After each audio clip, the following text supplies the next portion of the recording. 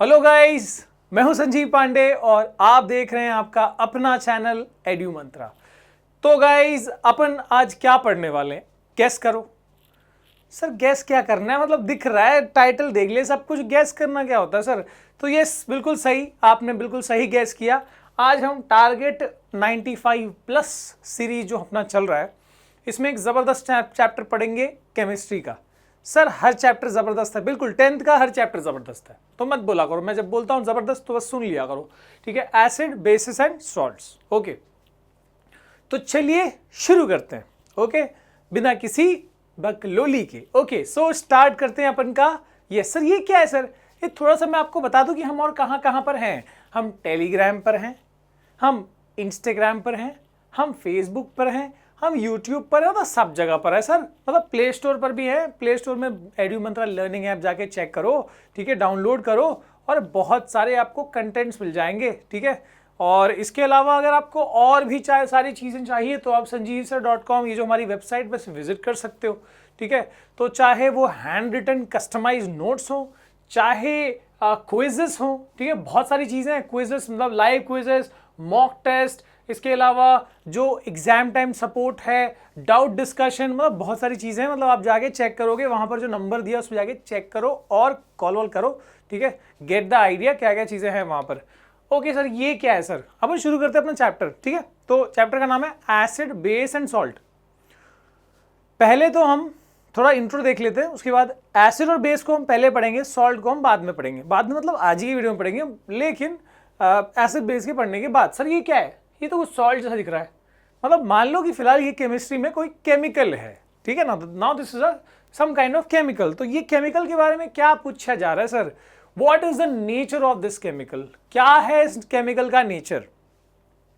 Nature, जब भी ये शब्द नेचर यूज होता है ना, तो ऐसे तो हम नेचर मतलब कुछ समझते हैं कि भाई हमारी प्रकृति, बट ये इसके नेचर के बारे में पूछा। जैसे इंसान का नेचर होता है ना? किसी इंसान का नेचर खड़ूस है, कोई बहुत प्यारा है, वैसे यहाँ पर इस केमिकल का नेचर क्या है? जब भी केमिस्ट्री में ये सवाल आया ना, तो नेचर का मतलब यही पूछा जा रहा है कि भैया वो एसिडिक है कि बेसिक है कि न्यूट्रल है। इसमें खड़ूस और प्यारा तो हो नहीं सकता, ठीक है? तो मैंने क्या बोला? नेचर यानी क्या? कि वो एसिडिक है, कि वो बेसिक है, कि वो न्यूट्रल है ना। अगर एसिडिक भी नहीं हुआ, बेसिक भी नहीं हुआ, तो न्यूट्रल। ये बात याद रखना, ठीक है? कोई भी मूवी में एक हीरो होता है, एक विलन होता है, एक विलन एक विलन होता है, एक हीरो होता है, और बीच वाला जो कॉमेडियन टाइप का कुछ बोल लो, तो जो वैसा कैरेक्टर है ना। तो ये समझ लो कि मैं क्या बताने की कोशिश कर रहा हूँ कि they are opposite to each other. Acid और बेस दो एकदम अपोजिट नेचर है, ठीक है? मतलब मान लो कि एक अच्छा एक बुरा। अब अच्छा बुरा मतलब नहीं कह सकता मैं, अपोजिट एकदम कॉन्ट्रास्ट नेचर है एसिड और बेस, ठीक है? तो या तो कोई केमिकल जो है वो एसिडिक हो सकता है, या तो वो बेसिक हो सकता है। अगर एसिडिक भी नहीं है, बेसिक भी नहीं है, तो वो न्यूट्रल, ठीक है? अब सर इसका मतलब क्या है, थोड़ा सा और बताइए। तो जानिए, acid and base are exactly opposite और contrast to each other. They are exactly opposite, अभी तो बताया मैंने। आगे, जैसे कि आपने मैथ्स में पॉजिटिव नंबर देखे, नेगेटिव नंबर देखे और जीरो देखा। तो जैसे एसिड को मान लो पॉजिटिव नंबर, ठीक है? यार ये क्या बात है जी, क्या बात है, ऐसे नहीं करते जी। तो मान लो यार, मानने में क्या जा रहा है? एसिड को मान लो पॉजिटिव नंबर, बेस को मान लो नेगेटिव नंबर, ठीक है? और न्यूट्रल को मान लो जीरो, समथिंग लाइक दैट, कुछ ऐसे ही। तो अब जैसे मैं आपको एक एग्जांपल से बताऊंगा न्यूट्रलाइजेशन क्या है। मैं आपको, जैसे मैथ्स में समझो अपन ने +5 -5 किया, what will be the result? Zero आएगा, है ना? दोनों ने एक दूसरे को काट दिया, कैंसिल हो गया। वैसे ही when you take acid, this is just like that, +5, है ना? और इसको रिएक्ट कर रहे हैं अपन बेस के साथ, दैट इज लाइक योर -5। तो क्या होगा? तो जीरो फॉर्म होगा। यानी क्या? यानी न्यूट्रल सब्सटेंस फॉर्म होगा, है ना? सो ये जीरो की तरह काम कर रहा है, ठीक है? Neutral substance will be form, ठीक है? तो याद रखना, एसिड और बेस जब रिएक्ट करते हैं तो ऐसा नहीं कि न्यूट्रल ही हमेशा फॉर्म होता है, but they try to neutralise each other. अब जैसे यहां पर भी देखो कि आपने +5 लिया लेकिन 3 माइनस लिया, तो यहां पर +2 बचेगा यार, सिंपल सी बात है, ज्यादा बड़ा नंबर। तो ऐसे एसिड स्ट्रांग होगा, वीक बेस होगा, तो एसिडिक सॉल्ट, एसिडिक चीज़ फॉर्म होगी। मैं आपको चैप्टर की डेप्थ में बता रहा हूँ, बट ठीक है, इतना ज़्यादा गहराई मत जाओ, इसको मिटाओ यार। चलो यार, ज़्यादा बता दिया आपने, इतना नहीं बताना चाहिए सर बच्चों को। तो जैसे मान लो कि मैथ्स में जैसे पॉजिटिव नंबर होता है वैसे यहाँ एसिड है, जैसे नेगेटिव नंबर होता है मान लो वैसे बेस है, और जैसे जीरो होता है वैसे यहाँ पर न्यूट्रल। ठीक है, तो कोई चीज़ या तो एसिडिक या तो बेसिक, कोई भी नहीं तो न्यूट्रल। ठीक है, what is neutralisation? Neutralisation reaction मैं आपको आगे बताऊंगा। फिलहाल जैसे मैथ्स में समझ लो कि जैसे +5 और -5 को मिलाओगे तो जीरो फॉर्म होता है, वैसे ही एक अच्छा एसिड और एक अच्छा बेस को मिलाओगे तो न्यूट्रल चीज़ फॉर्म होती है। ठीक है, अच्छा का मतलब क्या होता है सर, कैसा अच्छा, देखेंगे यार चैप्टर के अंदर, इतना पहले ही नहीं पढ़ोगे ना, अंदर घुसेंगे। चलो, सो सर अगर ये अपोजिट हैं तो इसको ऐसे ही पढ़ लेते हैं, कंपेयर कर लेते हैं। एसिड कैसे होते हैं? खट्टे होते हैं। एसिड्स आर सार टू टेस्ट, जैसे लेमन। ठीक है, और देखते हैं एग्जांपल। बट देखो, एक मैं बढ़िया सा एक बहुत ही प्यारा सा वीडियो लाया, प्यारा प्यारा वर्ड यूज कर रहा हूं, तो एक प्यारा सा वीडियो देख लो। एक प्यारा सा बच्चा, देखो अब यहाँ पर क्या हो रहा है। अरे नींबू खिला दिया भाई इसको, इसका मुंह देखो, अरे बाप रे, जो इसको मजा आया ना, देखा होगा आपने इस तरह की वीडियो। ठीक है, कि थोड़ा नींबू टेस्ट कराया था बच्चों को, पहली बार जब नींबू टेस्ट करता है उसका शक्ल देखने वाला होता है ना, अलग अलग बच्चों की अलग अलग एक्सप्रेशन होती है, तो फिर भी बहुत हंस रहा है। ओके, बहुत बच्चे एकदम घबरा जाते हैं। तो ये इस टाइप के, ये मतलब बेसिकली ये थोड़ा मैं आपको बता दिया फॉर फन। बट एसिड जो होता है वो क्या है? एसिड जो है वो खट्टा है, सार टू टेस्ट, सुअर मत बोलना, सार टू टेस्ट। ओके, तो यहाँ पर और एग्जाम्पल बता सकते हो सर?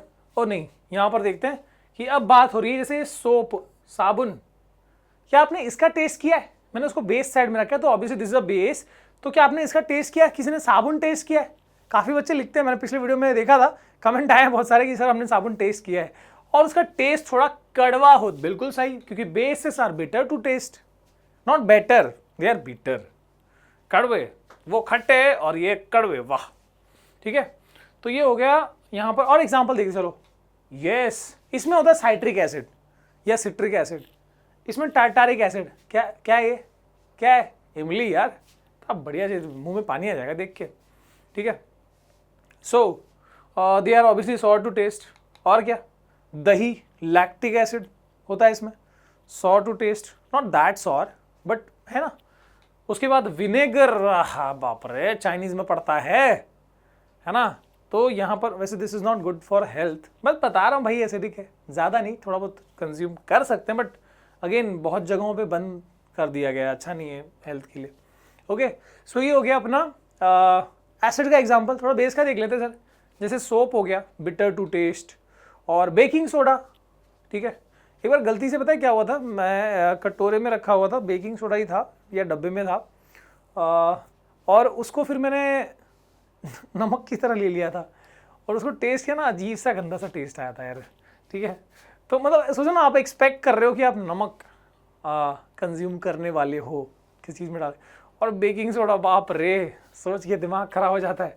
तो कड़वा होता है भाई ये। ठीक है, क्या काम है, कैसे है, वो अपन चैप्टर में देखने वाले इसके बारे में, don't worry. And milk of magnesia, सुना है इसके बारे में? This is a good antacid. जब पेट में एसिडिटी हो गई है तो उस टाइम पे milk of magnesia, magnesium hydroxide होता है basically, so that is a base जो कंज्यूम किया जाता है। ओके, सो ये तो समझ में आ गया सर, एकदम पक्की बात होगी कि acid are sour to taste, basis are bitter to taste. ठीक है, अच्छा, B for base, B for bitter, sir ये मस्त है यार सर, जबरदस्त, B for base, B for bitter, अच्छी बात है। आगे देखते हैं, आगे देखो क्या बताया आपको। लिटमस तो पता होगा, लिटमस इज अ इंडिकेटर जो ये बताने में हमको हेल्प करता है कि कोई पर्टिकुलर चीज एसिडिक है कि बेसिक है। सो लिटमस पेपर दो टाइप के होते हैं वैसे। ठीक है, एक होता है अपना ब्लू लिटमस और दूसरा होता है अपना रेड लिटमस। तो देखो खूबी क्या है, अगर हम ब्लू लिटमस को एसिड में डिप करें तो वो कौन से कलर का हो जाएगा? लिटमस लाल रंग का हो जाएगा। Blue litmus will turn red जब तुम उसको एसिड में डालोगे। ठीक है, वैसे ही रेड लिटमस को अगर बेस में डालोगे तो क्या हो जाएगा? वो रेड लिटमस ब्लू हो जाएगा। ठीक है, अच्छा सर, कोई ड्राई एसिड होगा तो वहां पर क्या होगा? मतलब एसिड का वेपर है, HCl का वेपर है, वहां पर आपने लिटमस, सूखा लिटमस लगाया तो क्या, कुछ नहीं होगा। तो उसमें ऐसे केस में लिटमस को भिगा के और तब वहां पर वेपर्स के साथ मिलाओगे, तब वो कलर चेंज होगा। अच्छा सर, ये बात तो समझ में आ गई, ब्लू लिटमस एसिड में जाने पे रेड होता है, पर अगर ब्लू लिटमस को हमने बेस में डाला तो क्या होगा? कुछ नहीं होगा, ब्लू ही रहेगा। ठीक है। वैसे ही रेड लिटमस बेस में डिप करने पे ब्लू होता है, तो रेड लिटमस अगर एसिड में रहा तो क्या होगा, एसिड में होता क्या है, लिटमस रेड हो जाता है बेसिकली, तो रेड लिटमस तो रेड ही रहेगा। समझ में आ गया। तो याद रखना कि अगर हम ब्लू लिटमस की बात कर रहे हैं तो वो एसिड में जाते ही वो बन जाएगा रेड, लेकिन बेस में जाते ही नो चेंज, है ना, वो ब्लू का ब्लू ही रहेगा। वैसे ही अगर हम रेड लिटमस की बात कर रहे हैं, बेस में जाते ही ब्लू हो जाएगा, लेकिन एसिड में नो चेंज। तो याद रखो यहां पर लिटमस टर्न रेड, यहां पर लिटमस टर्न ब्लू। अरे यार लिटमस टर्न ब्लू से याद आया कि B for base, B for bitter and B for blue. क्या बात है यार, मजा ही आ गया सर। ऐसे पढ़ा करो, ऐसे पढ़ा करो आप, ठीक है। अच्छा इसके बाद सर और कुछ बात है क्या, एक होता है अरेनियस थियरी, एसिड और बेस को डिफाइन करना है, केमिकली हम डिफाइन करेंगे अब, ठीक है। सो केमिकली याद रखना कि कोई भी चीज ऐसे तो हर चीज को टेस्ट तो नहीं करेंगे, HCl उठा के गटक से पी तो नहीं लेंगे, तो कैसे केमिकली हम पता लगा सकते हैं, ठीक है, या केमिकली बेसिस की या एसिड की क्या पहचान होती है, तो वो यहां बता रहा हूं मैं। देखो सो acid dissolve in water, acid को अगर हम पानी में मिलाएं तो they release H+ ions, H+ ion हमेशा फॉर्म होगा, एसिड को पानी मिलाओगे H+ आयन फॉर्म होगा। क्या बात है सर, देखूंगा मैं, बताऊंगा आपको डिटेल में, उसके बारे में आगे एग्जांपल देने वाला हूं। और बेसिस को पानी में मिलाएंगे तो OH- आयन हमेशा फॉर्म होगा, ठीक है। याद रखना दोज केमिकल, अब मैं डिफाइन कर रहा हूं, वो केमिकल जो पानी में जाने के बाद वो H+ आयन फॉर्म करता है उसको हम एसिड कहते हैं, डिफाइन डेफिनेशन। एंड वो केमिकल जो पानी में मिक्स होने के बाद OH- आयन फॉर्म करे उसको हम बेस कहते हैं। हो गया ना definition, those chemical which form H+ ion in their aqueous solution, aqueous solution मतलब पानी मिलाने के बाद, they are called acids, and those chemicals which form OH- ion in their aqueous solution, they are called bases। बात तो सही है sir, आगे बढ़ते हैं, मैं गलत बात करता ही नहीं वैसे यार। इसके बाद aqueous solution of acid and base, अभी मैं आपको एग्जांपल देता हूँ जो मैंने वो बताया ना। तो मान लो कि अपन ने लिया एसिड, कौन सा एसिड, कोई भी ले लो यार, hydrochloric sulphuric acid, king of chemical, क्या बात है। इसके बाद में अपना नाइट्रिक एसिड HNO3, फिर कार्बोनिक एसिड H2CO3, फिर फॉस्फोरिक एसिड H3PO4। हो गया ना सर, और कितना एसिड लोगे, इसको मिलाओ यार, पानी में मिलाओ, बिंदास, डरो नहीं। जैसे ही अपन ने इसको पानी में मिलाया ना, क्या फॉर्म हुआ मालूम है, ये स्प्लिट हो गया, डिसोसिएट हुआ इनटू H+ एंड Cl-। क्या बात है, देखो H+ फॉर्म हुआ एसिड। वैसे यहां पर इसको पानी में मिलाओगे, so this will be forming H+ and SO4 2-। Sir H+ form हो गया एसिड, कमाल है यार, मतलब झूठ नहीं बोलता मैं बिल्कुल भी। और देखो इसको पानी में मिलाया, this is forming H+ and NO3 2-, नहीं सॉरी NO3-। तो यहां पर, यहां भी H+ आयन फॉर्म हुआ। इधर क्या है सर, देख लो ना, मैं झूठ थोड़ी बोलता हूँ, H+ एंड CO3 2-, ठीक है, H+ आयन यहाँ पे फॉर्म हुआ। यहां पर H+ एंड PO4 3-। तो हमेशा देखो इन सब में H+ आयन तो फॉर्म हुआ ही है, तो यानी एसिड की पहचान हो गई कि जब भी आप एसिड को पानी में मिलाओगे it will be forming H+ ions, ठीक है। So acid form H+ ion in their aqueous solution, definition लिखोगे तो those chemical which form H+ ion in their aqueous solution, इनको हम एसिड बोलते हैं।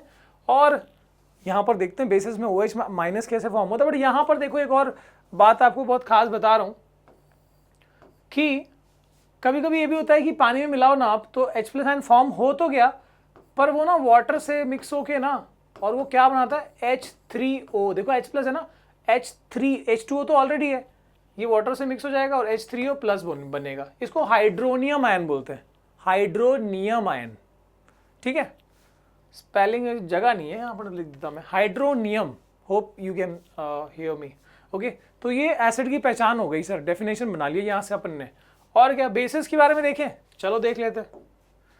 बेसिस के लिए यार वैसे तो अपन एसिड के लिए रेड कलर ले लेते, कोई बात नहीं यार, अपन उल्टा भी कर सकते, बट ठीक है मैं ब्लैक कलर यूज कर रहा हूँ। सो अपन जब बेस की बात करते हैं, क्या बोला, those chemical which form OH- ion in the aqueous solution, अपने एक्वस सॉल्यूशन में OH- आयन फॉर्म करते हैं, उसको हम बेसिस बोलते हैं, ठीक है। जैसे कि क्या, जैसे कि सोडियम हाइड्रोक्साइड, जैसे कि पोटेशियम हाइड्रोक्साइड, जैसे कि कैल्शियम हाइड्रोक्साइड, जैसे कि मैग्नीशियम हाइड्रोक्साइड। तो ये सब क्या है सर? ये सब बेस है। ओके तो देखो ना, OH माइनस आयन तो फॉर्म करना ही है इनको। अगर हमने पानी में मिला दिया अपन ने, इनका एक्वस सोल्यूशन फॉर्म कर दिया। एक्वस सोल्यूशन का मतलब क्या? व्हेन डिसॉल्व टू वाटर, कोई और किसी और चीज में नहीं, वाटर में अगर डिसॉल्व कर दिया तो एक्वस सोल्यूशन बोलेंगे हम। तो जैसे इनको पानी में मिला दिया, ये भी स्प्लिट हो जाते हैं। Now this is forming Na plus and OH minus, this is forming K plus and OH minus, this is forming Ca2 plus and OH minus, ये फॉर्म कर रहा है Mg2 plus and OH minus. तो यहाँ पर अपन ने क्या देखी? सबसे बड़ी बात ये देखी कि बेसिस जो है वो हमेशा OH माइनस जरूर फॉर्म करते हैं इन देयर एक्वस सोल्यूशन। इनको हम क्या बोलते हैं? इनको हम बेसिस बोलते हैं, जो पानी में जाके OH माइनस आयन फॉर्म करते हैं। क्या बात है सर? मतलब एसिड की पहचान पानी मिलाओगे H प्लस फॉर्म होगा, बेस की पहचान पानी मिलाओगे OH माइनस फॉर्म होगा। तो ये तो हो गया केमिकली, हमने देख लिया कि इनकी क्या बात है एसिड और बेस के बारे में, इनका डेफिनेशन समझ लिया।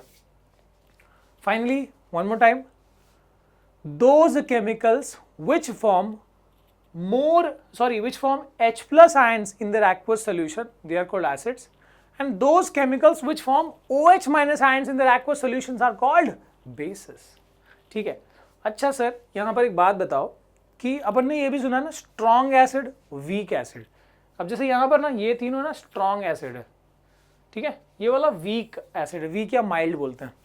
सो स्ट्रॉन्ग एसिड में क्या होता है ना, ये H प्लस आयन जो फॉर्म, जैसे मान लो आपने 100 मॉलिक्यूल डाले, किसी एसिड के 100 मॉलिक्यूल डाले, और 100 में से मान लो कि सिर्फ 15 या 20 ही ब्रेक हो पाए, मतलब ये इस तरह से स्प्लिट हो पाए, समझो 15 ही स्प्लिट हुए, जो 85 है वो स्प्लिट नहीं हुए, तो उसको हम वीक बोलेंगे।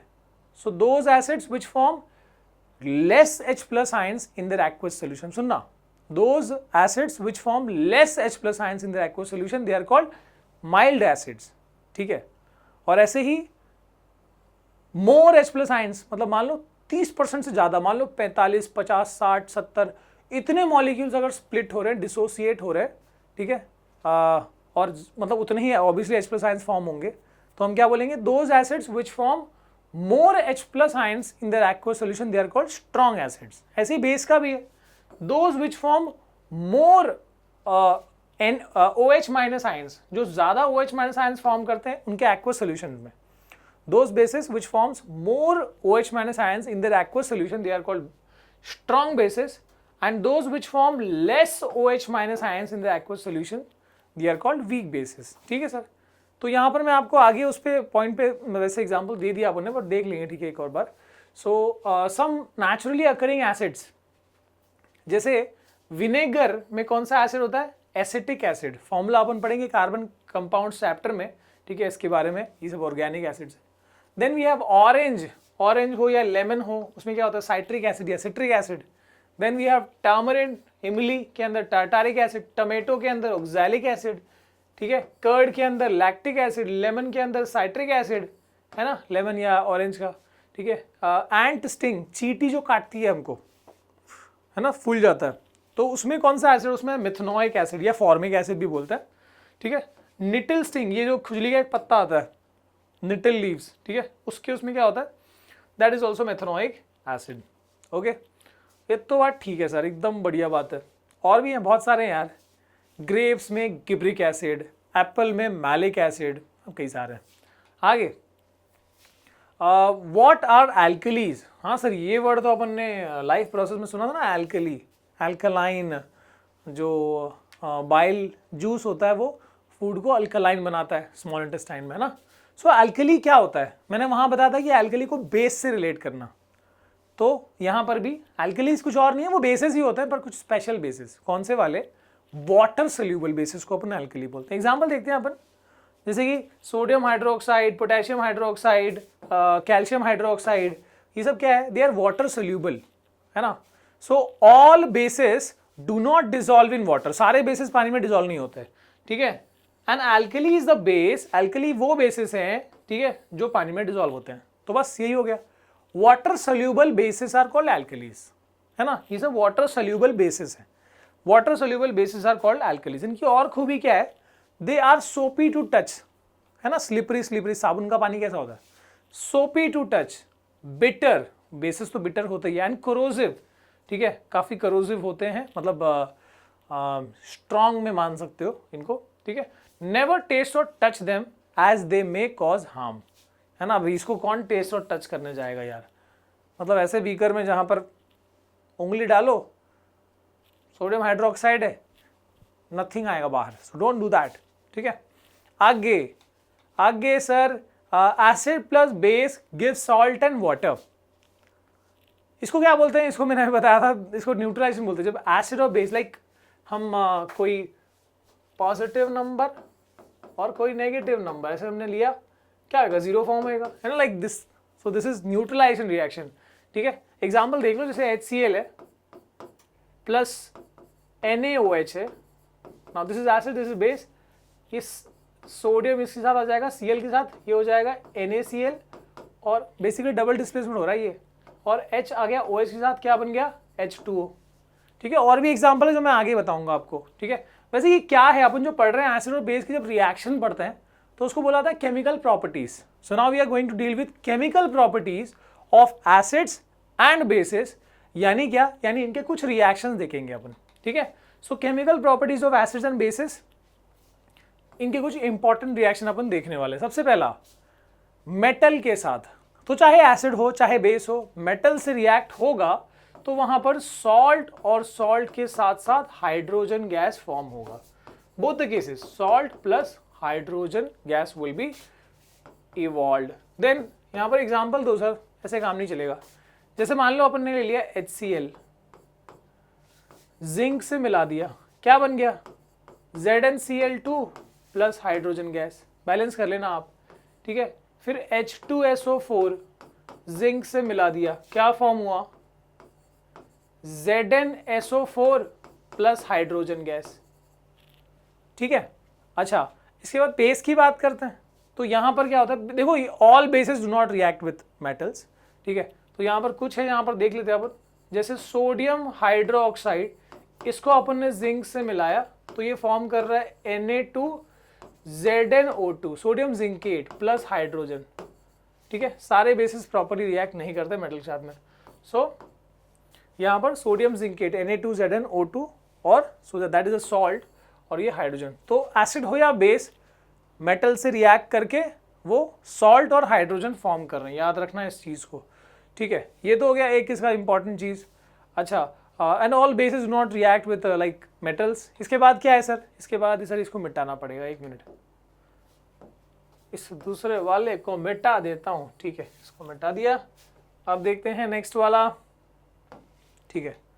तो एसिड प्लस मेटल ऑक्साइड का क्या होगा वो अपन देखते हैं। तो इसमें ना थोड़ा ध्यान लगाना आप, और थोड़ी चीज़ बताऊंगा उसको समझना कि ना, जब हम बात करते हैं मेटल्स की और जब हम बात करते हैं नॉन मेटल्स की, तो मेटल्स ज़्यादातर इनके जो कंपाउंड्स होते हैं ना, most of the compounds metal के वो बेसिक नेचर के होते हैं, और नॉन मेटल्स के ज़्यादातर कंपाउंड्स कैसे होते हैं, एसिडिक नेचर के होते हैं। तो यहाँ पर भी देखो ये मेटल का कंपाउंड है, सो ना मेटल ऑक्साइड है बेसिकली, ठीक है। नॉट ऑल बट जनरल हमको जो चाहिए उसमें मैं बता रहा हूँ।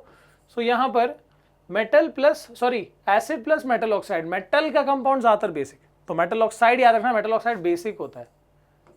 सो बेसिकली ये क्या है, एसिड प्लस बेस है, जिसका हमको पता है एसिड और बेस रिएक्ट करते घमासान होता है, salt and water, neutralisation reaction होता है। सो यहाँ पर भी सॉल्ट एंड वाटर फॉर्म होगा, एसिड प्लस मेटल ऑक्साइड, यानी यहाँ पर भी क्या होगा, salt plus water will be form. Sir example, कोई नहीं यार, एग्जाम्पल बहुत सिंपल है। जैसे मान लो अपन ने लिया कोई एसिड ले लो यार, HCl या H2SO4 या HNO3, whatever you can take, तो चलो यार ले लेते हैं, बच्चों को समझाना है तो लेते हैं example. HCl plus metal oxide like calcium oxide CaO, है ना, क्या फॉर्म कर रहा है ये, CaCl2 फॉर्म करेगा, और वाटर H2O, वाटर थोड़े ना कुछ और रहता है, ये हो गया। अच्छा सर ये फॉर्मूला कैसे बना रहे हो आप, आपको ऐसे पता CaCl2 ही बनेगा, तो ये तो पता है कि कैल्शियम का क्लोराइड बनेगा, इतना तो पता है, ठीक है, और हाइड्रोजन का ऑक्साइड बनेगा, बस वही लिख दिया अपन ने।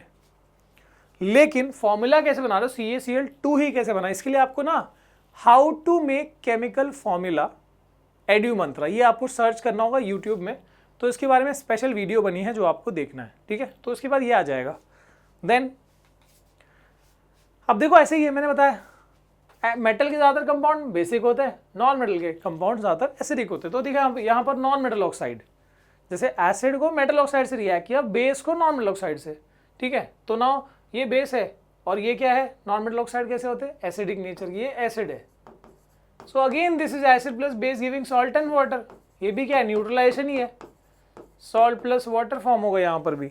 एग्जाम्पल दो सर, सीधे बताओ, जैसे सोडियम हाइड्रोक्साइड, ठीक है, now this is a base, non metal oxide का एग्जाम्पल ले लो, लाइक कोई भी सल्फर डाइऑक्साइड ले लो, SO2, sulphur is a non metal, sulphur dioxide क्या फॉर्म कर रहा है ये, this is forming Na2SO4, Na2SO4 plus H2O, तो ये क्या है, now this is salt and this is water, तो ये न्यूट्रलाइजेशन हुआ, acid plus base giving salt and water, this is neutralisation reaction, याद रखना, ठीक है।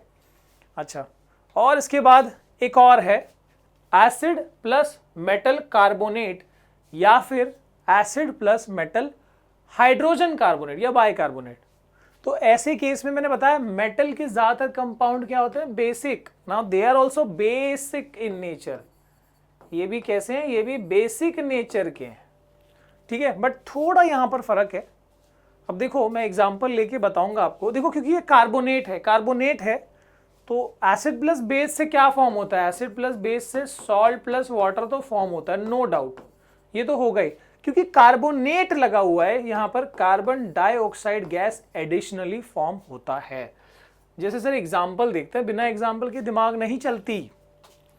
सो एसिड लाइक अपने लिया HCl, H2SO4 ले लो या HNO3 लो तब भी चलेगा, ठीक है, थोड़ा स्टैंडर्ड जो आपको टेक्स्ट बुक में दिया NCERT के हिसाब से बता रहा हूँ। सो HCl और metal carbonate like sodium hydrogen, metal carbonate, sodium carbonate, so Na2CO3, ठीक है, क्या फॉर्म होगा, देखो सोडियम का क्लोराइड यानी NaCl, फिर क्या है, सॉल्ट, वाटर एंड CO2 ना, वाटर क्या होता है H2O, CO2 क्या होता है कार्बन डाइऑक्साइड। ऐसे ही एसिड प्लस मेटल बाइकार्बोनेट या हाइड्रोजन कार्बोनेट, ये भी क्या NaHCO3 लेते हैं, ठीक है। सर ये बाइकार्बोनेट कैसे, हम नाम से कैसे हम कंपाउंड, अगेन वो how to make chemical formula में ना, ये 9th के आपको एक मेरे ख्याल से पेज 57 या 58 पे चैप्टर नंबर 3 में 9th की साइंस के टेक्स्ट बुक में ये आपको आयंस के बारे में बताया गया था, ठीक है, तो वो यूज होता है, ठीक है, how to make chemical formula Edumantra check करो, उसमें ये सब चीजें मिल जाएगी आपको। So metal bicarbonate, so we have acid like HCl, sodium bicarbonate या sodium hydrogen carbonate NaHCO3 is giving salt, वही फॉर्म होगा NaCl प्लस वाटर यानी H2O plus carbon dioxide. Sir same चीज फॉर्म हुई, फर्क कहाँ आएगा, फर्क आएगा बैलेंसिंग में फर्क आएगा, ठीक है। अच्छा सर ये CO2 फॉर्म हुआ है, यहाँ याद रखना नॉर्मली न्यूट्रलाइजेशन में देखो acid plus base giving salt and water, यहाँ भी वही हुआ, यहाँ भी वही हुआ, इसमें एक्स्ट्रा में क्या हुआ, क्योंकि कार्बोनेट लगा हुआ है इसलिए कार्बन डाइऑक्साइड भी फॉर्म हुआ, ठीक है, ऐसे आप याद रखोगे। अब इसमें यह भी है कि सर CO2 को कैसे टेस्ट करते हैं, give a chemical test to detect the evolution of carbon dioxide gas. तो CO2 को टेस्ट करने के लिए क्या करते हैं, इसको लाइम वाटर से पास करते हैं,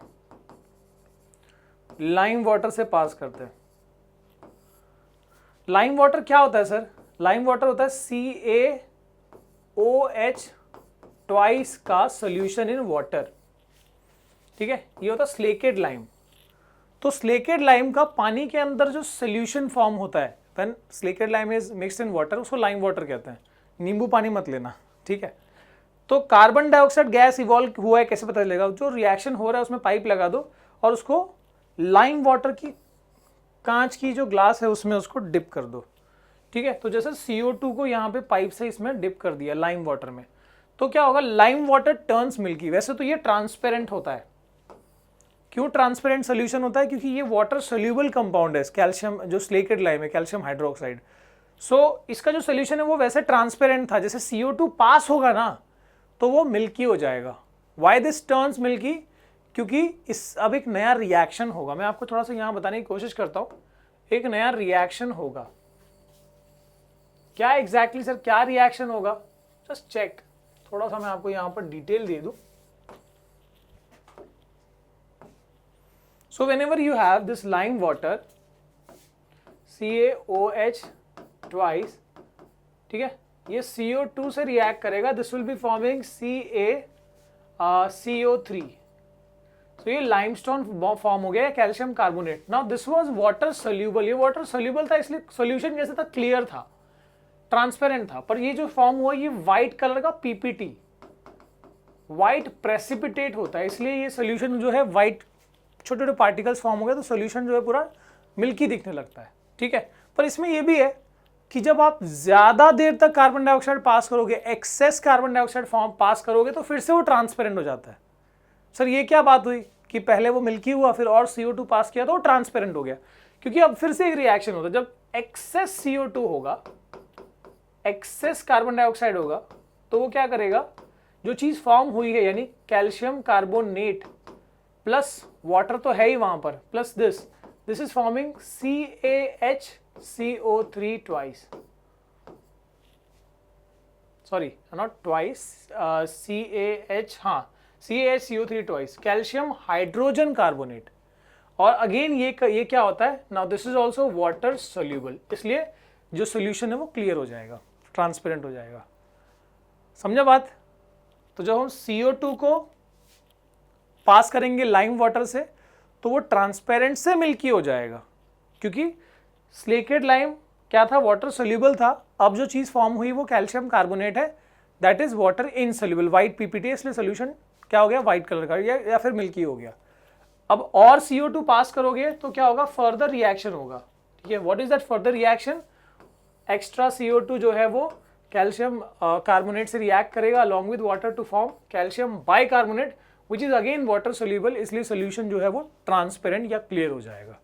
ओके सर, काफी सर रिएक्शन पढ़ लिया, थोड़ा से बाहर आते हैं और आगे थोड़ा क्लीन करते हैं और समझते हैं।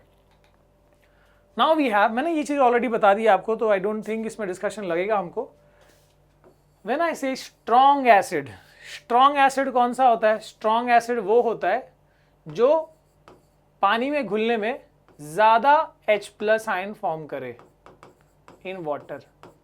So those acids which form more H+ ions in their aqueous solution, they are called strong acids. Strong base किसको बोलते हैं? Which form more OH- ions in water. Those bases which form more OH- ion in water उनको strong bases बोलते हैं।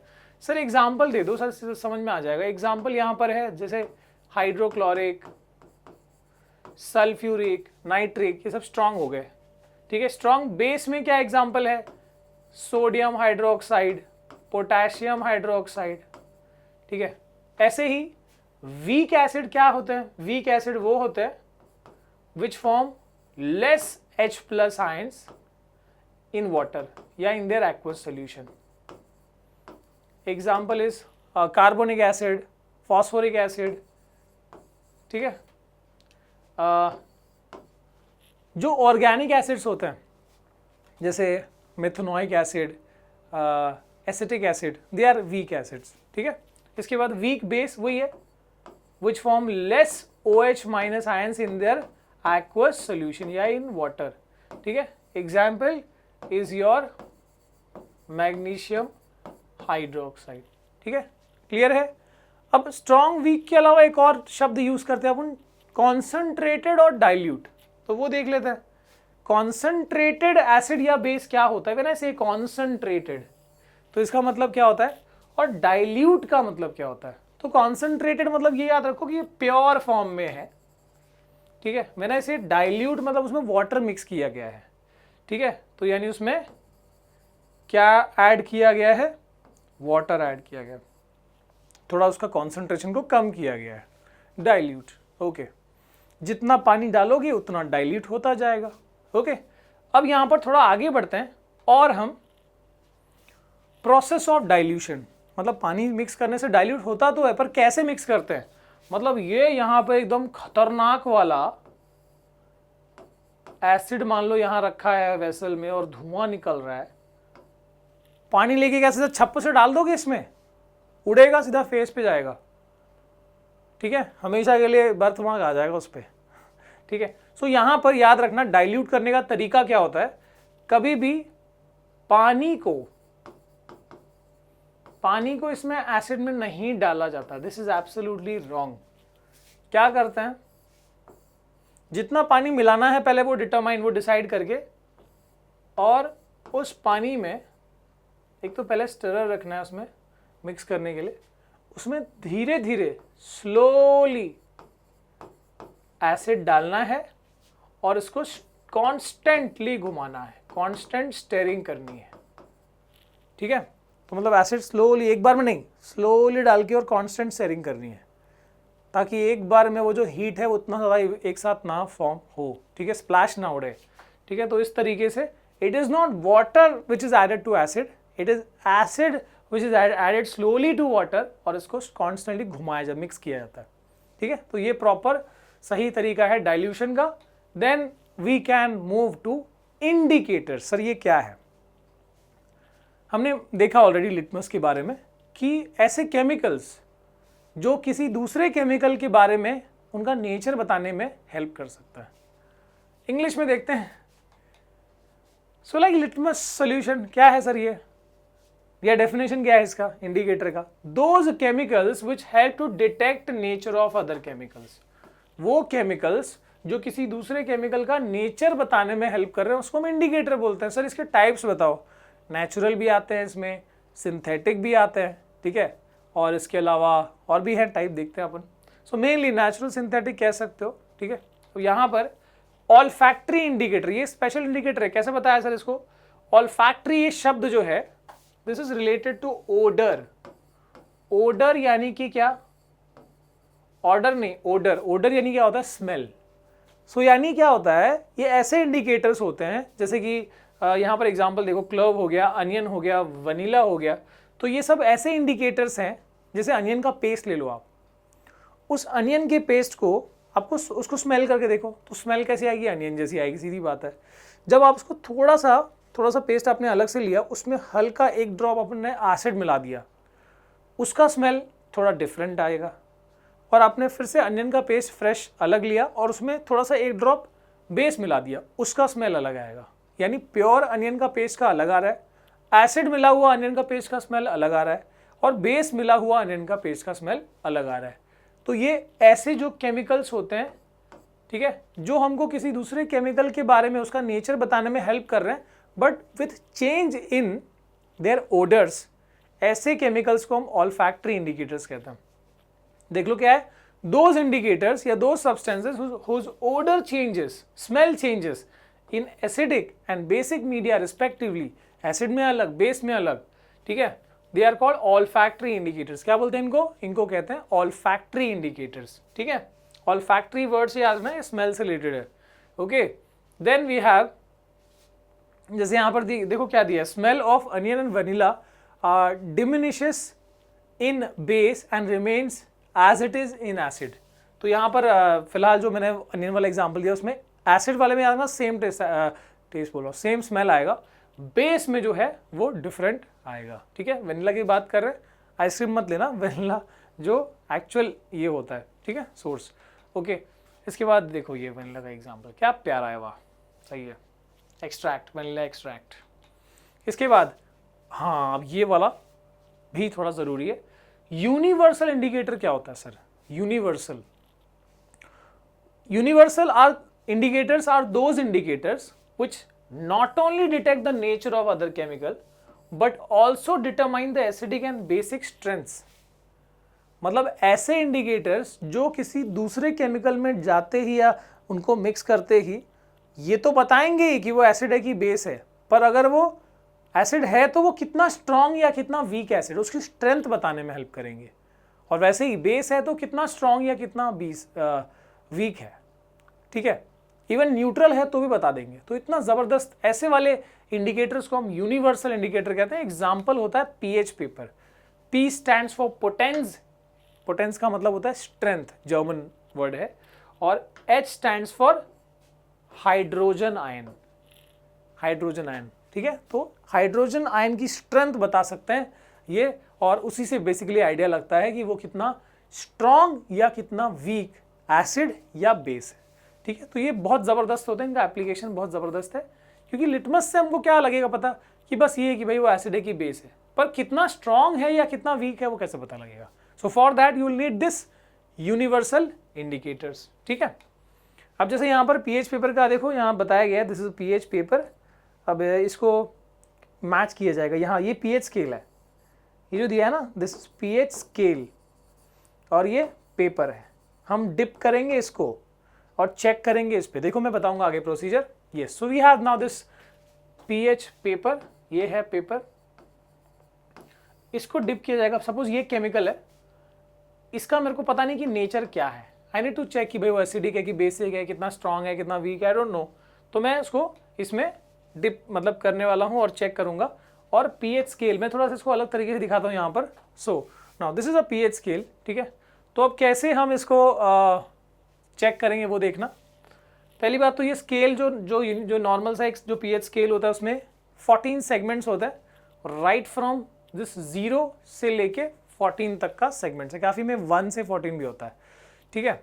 सो अब ये जो हमारा पीएच स्केल है, इसमें जो अलग पूरा रेनबो का कलर दिया है, यानी वायलेट, इंडिगो, ठीक है, ब्लू, ग्रीन, येलो, ऑरेंज और रेड, पूरा रेनबो का कलर दिया है। तो इससे क्या पता लगता है, ठीक है, वो देख लो। चलो, सो जैसे हमने इस पेपर को, इस येलो वाले पीएच पेपर को टीयर करके यहाँ पर हमने डिप किया, ठीक है, और फिर उसके बाद कलर चेंज हुआ। वो क्या कलर चेंज हुआ आपको इतना ध्यान नहीं लगाना, आपको बस इसमें इससे यहाँ से मैच करना है। मान लो जो भी कलर आया है बस मैच करो, यहाँ से मैच कर रहा है कि नहीं, यहाँ से कर रहा है कि नहीं, यहाँ से कर रहा है कि नहीं, ऐसे मैच कर लो कौन से शेड से मैच कर रहा है। तो अगर मान लो कि वो 14 पे मैच किया तो उसका मतलब क्या होगा। तो उसके लिए मैं आपको एक चीज़ बताता हूँ, देख लो ये। सो 7 का मतलब एब्सोल्यूट न्यूट्रल, प्रॉपर, ना एसिडिक ना बेसिक, एब्सोल्यूट न्यूट्रल। पीएच 0 का मतलब क्या है, स्ट्रॉन्गेस्ट एसिड, क्योंकि यहां पर देखो एसिडिक नेचर बढ़ता है, so this is strongest acid. और पीएच 14 का मतलब यहां बेसिक नेचर बढ़ता है, 14 का मतलब स्ट्रॉन्गेस्ट बेस, ठीक है। तो अगर यहां पर न्यूट्रल है और यहां बेसिक नेचर बढ़ रहा है, तो यानी इधर आया, यहां पर आया तो मतलब क्या, वीक बेस। यहां पर आया अगर मैच हुआ तो मतलब थोड़ा मीडियम है, मतलब इससे स्ट्रॉन्ग है लेकिन इससे वीक है ना। तो पीएच से, और यहाँ पर मतलब यहाँ पर तो स्ट्रॉन्ग एसिड है, इधर क्या होगा, वीक एसिड होगा, ठीक है। तो मतलब कि यहाँ इस एंड में एक्सट्रीम लेफ्ट में स्ट्रॉन्गेस्ट एसिड, एक्सट्रीम राइट में स्ट्रॉन्गेस्ट बेस। तो 14 आया मतलब स्ट्रॉन्गेस्ट बेस, जैसे सोडियम हाइड्रोक्साइड देखो अबाउट 14 पीएच होता है इसका, स्ट्रॉन्गेस्ट बेस, ठीक है। फिर माइल्ड बेस देखो 10 पर, milk of magnesia, this is mild base, weak base 10 पर है। इधर आएगा तो न्यूट्रल, प्योर वाटर, ठीक है, अबाउट 7.4 पीएच होता है। पीएच कम आया मतलब एसिडिक, मतलब इससे भी कम आया, देखो यहाँ पर। सो यहाँ पर वीक एसिड होगा। इवन यहाँ पर देखो ये अपना लेमन जूस 2.2 आ रहा है, दिस इज स्ट्रॉन्ग एसिड, ठीक है। 5 आया तो भी वीक एसिड, ठीक है। 6 आया तो और वीक एसिड, मतलब क्या है, 7 पर न्यूट्रल है, 7 के इस तरफ एसिडिक नेचर बढ़ रहा है, स्ट्रॉन्गेस्ट एसिड इधर रहेगा, इधर एंड में। यहाँ पर बेसिक बढ़ रहा है 14 पे, स्ट्रॉन्गेस्ट बेस, ठीक है, ओके। तो ये बात समझ में आ गई। अगर मान लो कि ये डिप करने पे अगर इसका कलर मैच किया होता 11 पे, तब भी हम मानते हैं कि this is a mild base, weak base, ठीक है। आगे देखते हैं, एकदम मैं कचरा कर देता हूँ, ये गलत बात है, ठीक है, इतना प्यारा है। आगे देखते हैं। नाउ वी हैव इंडिकेटर में, आपको जितने भी इंडिकेटर जो हमको थोड़ा पढ़ने हैं, मैं आपको सब लिटमस जो भी अपन ने पढ़ा वो यहाँ बता दूंगा। इंडिकेटर एसिड में कौन सा कलर आता है, बेस में कौन सा कलर आता है, ठीक है। वैसे अपन ने लिटमस का तो देख ही लिया कि लिटमस में ब्लू लिटमस एसिड में रेड होता है लेकिन बेस में no change. Red litmus base में ब्लू होता है लेकिन एसिड में नो चेंज। तो वही देख लो यहां पर, रेड लिटमस टर्न्स, एक minute, red litmus turns blue in bases, लेकिन एसिड में नो चेंज, रिमेन्स रेड। ऐसे ही ब्लू लिटमस एसिड में जाने पर रेड होता है, बेसिस में नो चेंज।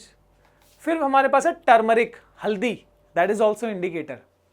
तो टर्मरिक क्या है, एसिड में कोई चेंज नहीं होता। हल्दी में आप नींबू निचोड़ दो, एसिड है ना, कोई चेंजेस नहीं होंगे।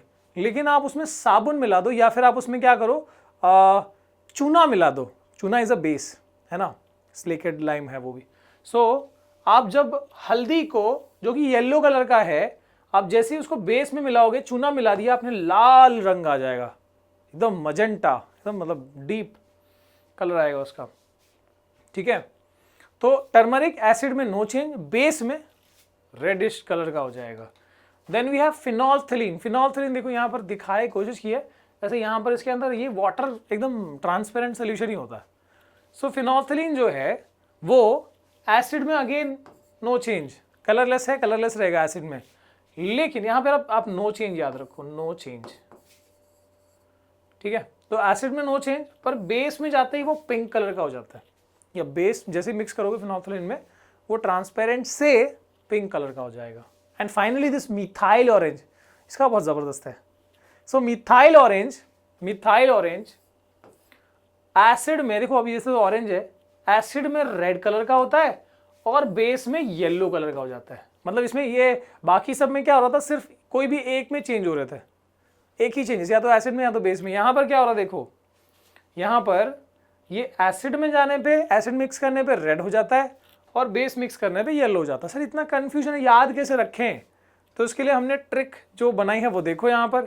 सो trick to remember for this methyl orange, my apple is red, banana is yellow. अब आप खुद समझ लो क्या इसका मतलब है। एप्पल को कट करके आप बना दो एसिड, है ना, ए से क्या होता है एसिड, वैसे ही बनाना को कट करके यहां पर बी से क्या होता है बेस। सो माई का मतलब है मिथाइल ऑरेंज, है ना, एम का मतलब है मिथाइल ऑरेंज। सो मिथाइल ऑरेंज एसिड में हो जाता है रेड और बेस में हो जाता है येलो, ठीक है। माई apple is red, banana is yellow. गलत मत समझो, आगे देखते हैं भाई, चलो। जैसे ये लिटमस दिखाया, देख लेना, इसको बेचारे को बुरा लग जाएगा। आगे देखते हैं, importance of pH in everyday life. हमारी रोजाना की जो रोजमर्रा की जिंदगी में हम जो पीएच से हम क्या क्या चीज़ों, मतलब हम हमारे आसपास होता है लेकिन हम उतना ध्यान नहीं दे रहे, तो थोड़ा देख लेते हैं। यस, हमारा जो बॉडी है it also works in narrow pH range, 7 से लेके 7.8, मतलब न्यूट्रल से स्लाइटली बेसिक। इवन हमारा ब्लड का जो नेचर है वो बेसिक है, लिटिल, नॉट दैट स्ट्रॉन्ग। पर कभी ऐसा आपको कटा होगा, आपने ऐसा चेक किया होगा, तो थोड़ा कड़वा सा होता है, हल्का, ठीक है। सो क्योंकि वो हमारे ब्लड का जो पीएच है वो न्यूट्रल से थोड़ा सा बेसिक होता है। This the range is 7 to 7.8। Then living organisms can survive only in narrow range of pH change. Living organism जो है वो, जैसे हम सिर्फ ह्यूमन की नहीं बात कर रहे, कोई भी, चाहे वो एनिमल हो या प्लांट भी हो, ठीक है, वो एक पीएच रेंज के अंदर ही वो सर्वाइव कर सकते हैं। मतलब बहुत ज़्यादा एसिडिक भी नहीं होना चाहिए और बहुत ज़्यादा बॉडी में बेसिक भी नहीं होना चाहिए। प्लांट्स में भी जो सॉइल है, ठीक है, उसमें भी अगर उसका भी पीएच बहुत ज़्यादा चेंज हुआ, बहुत एसिडिक या बहुत बेसिक हुआ, तो वो क्रॉप्स के लिए अच्छा नहीं होता, ठीक है। अब देखते हैं यहाँ पर रेन वाटर। आपको पता है कि हाँ, जो पोल्यूशन होता है उससे जो फ्यूम्स निकलता है उसमें कार्बन डाइऑक्साइड तो होता ही है, साथ में नाइट्रोजन का ऑक्साइड, सल्फर का ऑक्साइड होता है, जो ऊपर जाके और वाटर के ड्रॉपलेट से, बादलों में वाटर के ड्रॉपलेट से मिक्स होके कार्बन डाइऑक्साइड कार्बोनिक एसिड बनाएगा, नाइट्रोजन डाइऑक्साइड नाइट्रिक एसिड बनाएगा, सल्फर डाइऑक्साइड सल्फ्यूरिक एसिड बनाएगा। तो ये मतलब क्या हो रहा है, मतलब जो बारिश गिरेगी वो पोल्यूशन वाली बारिश, जो पहली बारिश होगी वो तो ऑफ कोर्स होगी। सो उसमें एसिडिक कंटेंट होगा, बिकॉज ये जो नाइट्रोजन सल्फर के ऑक्साइड गए हैं वो उस पानी को एसिडिक बना दिया, तो यानी पीएच को कम कर दिया, है ना, पीएच लो हो गया। तो अगर ये पीएच बहुत कम है, कितना कम, 5.6 से कम है, मतलब काफ़ी एसिडिक हो गया। 5.6 से उतना एसिडिक नहीं होता, पर फिर भी 5.6 से अगर कम है उस बारिश के पानी का पीएच, तो ऐसे बारिश को हम क्या बोलते हैं, एसिड रेन। क्रॉप्स को भी डैमेज करेगा, हमारे में भी स्किन डिसीजेस करेगा, और जो मॉन्यूमेंट्स हैं, आपको पता होगा ताजमहल के ऊपर भी इसका इफेक्ट हुआ है, पिटिंग या इचिंग वाला प्रोसेस, छोटे छोटे छेद, रिएक्शन होता है ना बेसिकली लाइमस्टोन से एसिड का, तो वो प्रोसेस हो जाता है। तो ये एसिड रेन का हो गया। और यहाँ पर और देखते हैं टूथ डीके। हमारा जो दांतों में सड़न है, कौन सा, देखो ऐसा वाला। तो ये जो टूथ डीके है ये कैसे शुरू हो गया, बाप रे अजीब दिख रहा है, कैसे हो रहा है। तो ये स्टार्ट ही होता है विथ पीएच बिलो 5.5। कैसे होता है मैं आपको एक्सप्लेन करता हूँ। जैसे मान लो हम खाना खाते हैं, और स्पेशली जब हम रात में खा के सो रहे हैं और हमने खाना खाया, हमने ठीक से माउथ को रिंस नहीं किया और हम ऐसे ही सो गए, तो क्या होगा, तो जो बैक्टीरियाज है वो वहाँ जाएंगे मस्तक, और तुम्हारे फूड को खाएंगे वो। अब ठीक है, तुमने तो खा लिया, अब रात में उनकी बारी, ठीक है। सो अब जाके वो मस्त खा रहे हैं। और देखो दांत जो है ना ऐसे खराब नहीं होते, दांत के ऊपर ना एकदम चमकीला सा लेयर होता है, ठीक है, एक परत होती है, ठीक है, गंदगी की परत नहीं बोल रहा हूं मैं, बहुत जबरदस्त शाइनी लेयर होता है। ओह, फिर सेम कलर ले लिया, ठीक है। सपोज मैं ये बता रहा हूं कि ये दांत के ऊपर एक परत है, ठीक है, इसको बोलते हैं टूथ इनामल। तो ये टूथ इनामल जो है ना, ये अपने बॉडी का हार्डेस्ट सब्सटेंस है, hardest substance of our body. किससे बना होता है, ये बना होता है कैल्शियम फॉस्फेट से, हड्डी बीसी से बने होती है sir, calcium phosphate. So this is hardest substance of our body. दांत के ऊपर सबसे हार्डेस्ट कवरिंग लगी है हमारी बॉडी की। लेकिन फिर भी दांत खराब कब हो जाते हैं, मैंने अभी बताया कि रात में हमने खाना खाया लेकिन ठीक से माउथ रिंस नहीं किया या ब्रश नहीं किया, जिससे क्या होगा कि बैक्टीरियाज जो है वो यहाँ पर अटैक करेंगे, और बैक्टीरियाज क्या करेंगे, फूड पे अटैक करेंगे, फूड को।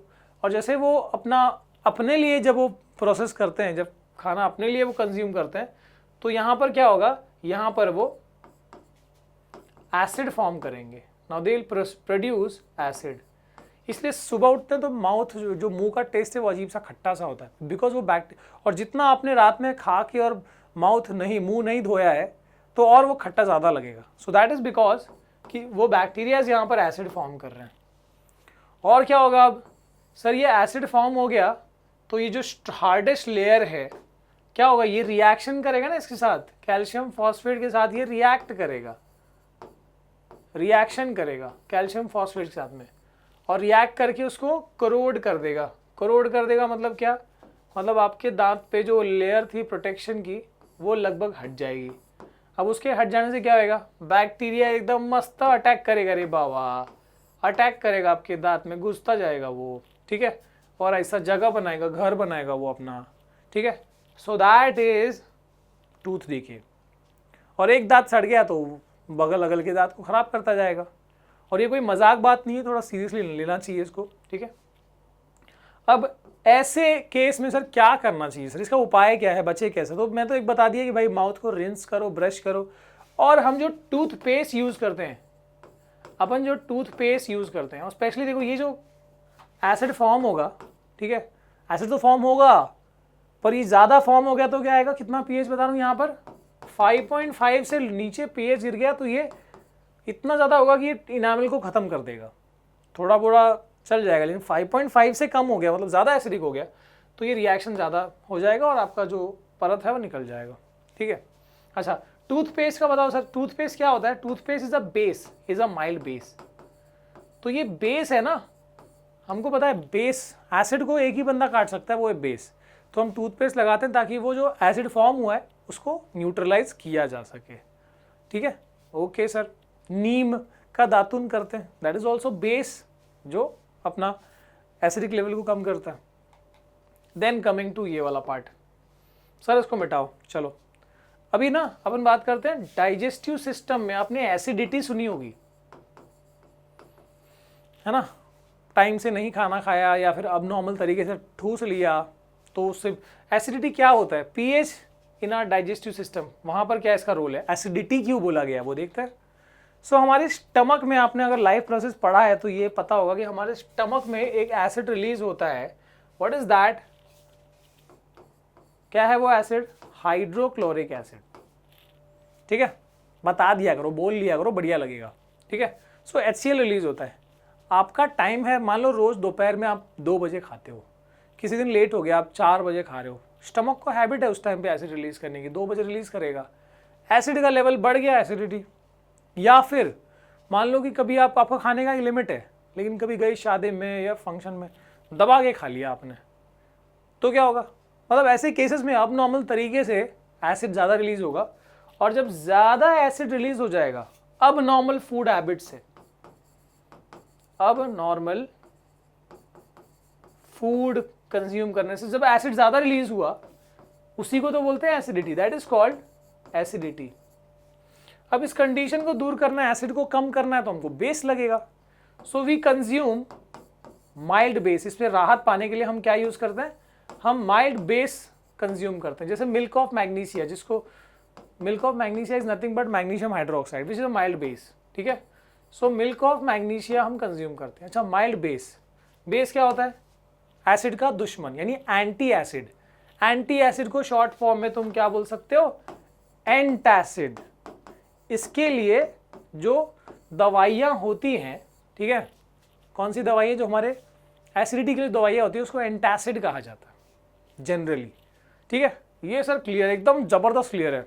अगर क्लियर है तो अब भी पॉज करो, नीचे बताओ, ताकि समझ में आए मुझे, ठीक है, और आपको भी।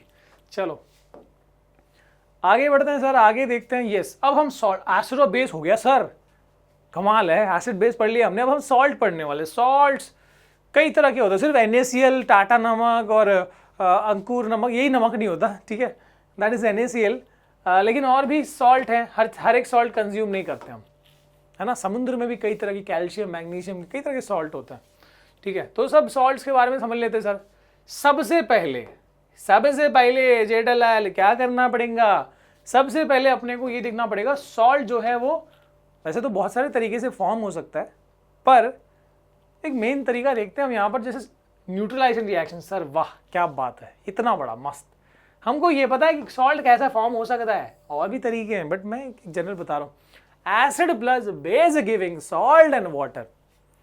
एसिड को बेस से मिलाया तो सॉल्ट एंड वाटर फॉर्म हुआ, बात तो सही है सर। जैसा क्या? जैसा आपने लिया HCl, रिएक्ट किया बेस के साथ, NaOH forming salt, NaCl plus water, H2O। और ले लो आप, और भी एग्जांपल ले लो, जैसे कि मान लो H2SO4 एसिड है, बेस के साथ रिएक्ट किया KOH पोटेशियम हाइड्रोक्साइड, क्या फॉर्म करेगा? K2SO4 सॉल्ट है ये भी, प्लस वाटर। वाटर का तो फॉर्मूला यही रहेगा ना, ठीक है। और भी ले सकते हो, नाइट्रिक एसिड ले लो, ठीक है, तो वो हिसाब से। तो यहां पर कुछ समझ, चलो सॉल्ट ऐसे फॉर्म होता है, ये तो बात समझ में आ गई। सर सॉल्ट का नेचर क्या होता है? क्या सॉल्ट हमेशा न्यूट्रल होता है? क्योंकि हमने ये पढ़ा acid plus base give salt and water and this is neutralisation reaction. तो मतलब जो चीज फॉर्म होगी वो न्यूट्रल है। ये हीरो ये विलन दोनों एक दूसरे को मारेंगे एसिड बेस, और खत्म करके न्यूट्रल चीज फॉर्म करेंगे। But this is not always true ना। जैसे कि अब देखो, जैसे यहाँ पर मान लो, मैं आपको बता रहा हूँ, यहाँ मैं एग्जांपल दूंगा उसका। सो acid plus base give salt and water, ये तो फैक्ट है, पर सॉल्ट का नेचर एसिडिक है कि बेसिक है कि न्यूट्रल है? आई एम सेइंग न्यूट्रल है, पर सॉल्ट न्यूट्रल भी होता है, एसिडिक भी होता है, बेसिक भी होता है। कब कौन सा सॉल्ट फॉर्म होगा, मैं थोड़ा सा आइडिया देता हूँ आपको। तो when I have strong acid, जब मेरे पास है स्ट्रॉन्ग एसिड, उसको रिएक्ट कर रहे हैं अपन वीक बेस के साथ। So I am having strong acid and now I am reacting it with strong base. Strong acid को स्ट्रॉन्ग बेस से रिएक्ट कर रहे हैं, दोनों स्ट्रॉन्ग है, हीरो भी स्ट्रॉन्ग, विलन भी स्ट्रॉन्ग, एक दूसरे को मारेंगे, दोनों मर जाएंगे। यानी सॉल्ट कैसा फॉर्म होगा उस टाइम पे? Neutral. This is like maths में जो अपन +5 -5 पूरी तरह से कैंसिल हो गया, क्या फॉर्म हुआ? 0। न्यूट्रलाइजेशन, प्रॉपर न्यूट्रलाइजेशन, दोनों स्ट्रॉन्ग रहेगा, प्रॉपर न्यूट्रलाइजेशन होगा, ठीक है। अच्छा, इसके बाद स्ट्रॉन्ग एसिड लेकिन वीक बेस। तो अगर स्ट्रॉन्ग एसिड है और वीक बेस है, तो आप खुद देख लो कि मान लो मैं +5 ले रहा हूँ, ये -3 ले रहा हूँ, तो क्या होगा? फाइनली क्या होगा? +2 बचेगा। प्लस का मतलब क्या लिया अपन ने? एसिड लिया है, मतलब एक एसिडिक सॉल्ट फॉर्म होएगा। समझ में आ रहा है? मतलब एक ऐसे नंबर के साथ मैं आपको एग्जाम्पल लेके बता रहा हूँ बस एक थोड़ा सा। So when I have strong acid, acid strong है, बेस वीक है, तो जो सॉल्ट बनेगा उसमें एसिड का असर रहेगा, क्योंकि एसिड स्ट्रॉन्ग था, एसिड का असर रहेगा। सो this is acidic salt plus water तो हमेशा न्यूट्रल ही होता है, वाटर इज ऑलवेज न्यूट्रल, इसमें कुछ कंफ्यूजन नहीं। सॉल्ट की बात कर रहे हैं हम, ठीक है, बिकॉज हम सॉल्ट पढ़ रहे हैं। सो और अब दूसरा और एक बार तो आपको समझ में आ गया, एक और क्या होगा अभी लास्ट केस में हम लेंगे weak acid, strong base, basic salt. जो स्ट्रॉन्ग है उसी का असर छूट जाएगा, जो स्ट्रॉन्ग है उसी का असर छूट जाएगा, ठीक है। ये कैसे सर? इसमें क्या है, +3 ले रहे हो और उसको -5 से कंबाइन करो, क्या होगा? -2 ही बचेगा, ठीक है। सर एग्जाम्पल लो, ये सब प्लस माइनस से नहीं समझेगा, एग्जाम्पल लो। सो देखो मैं इसको मिटा दूं पहले, चलो एग्जाम्पल देखते हैं।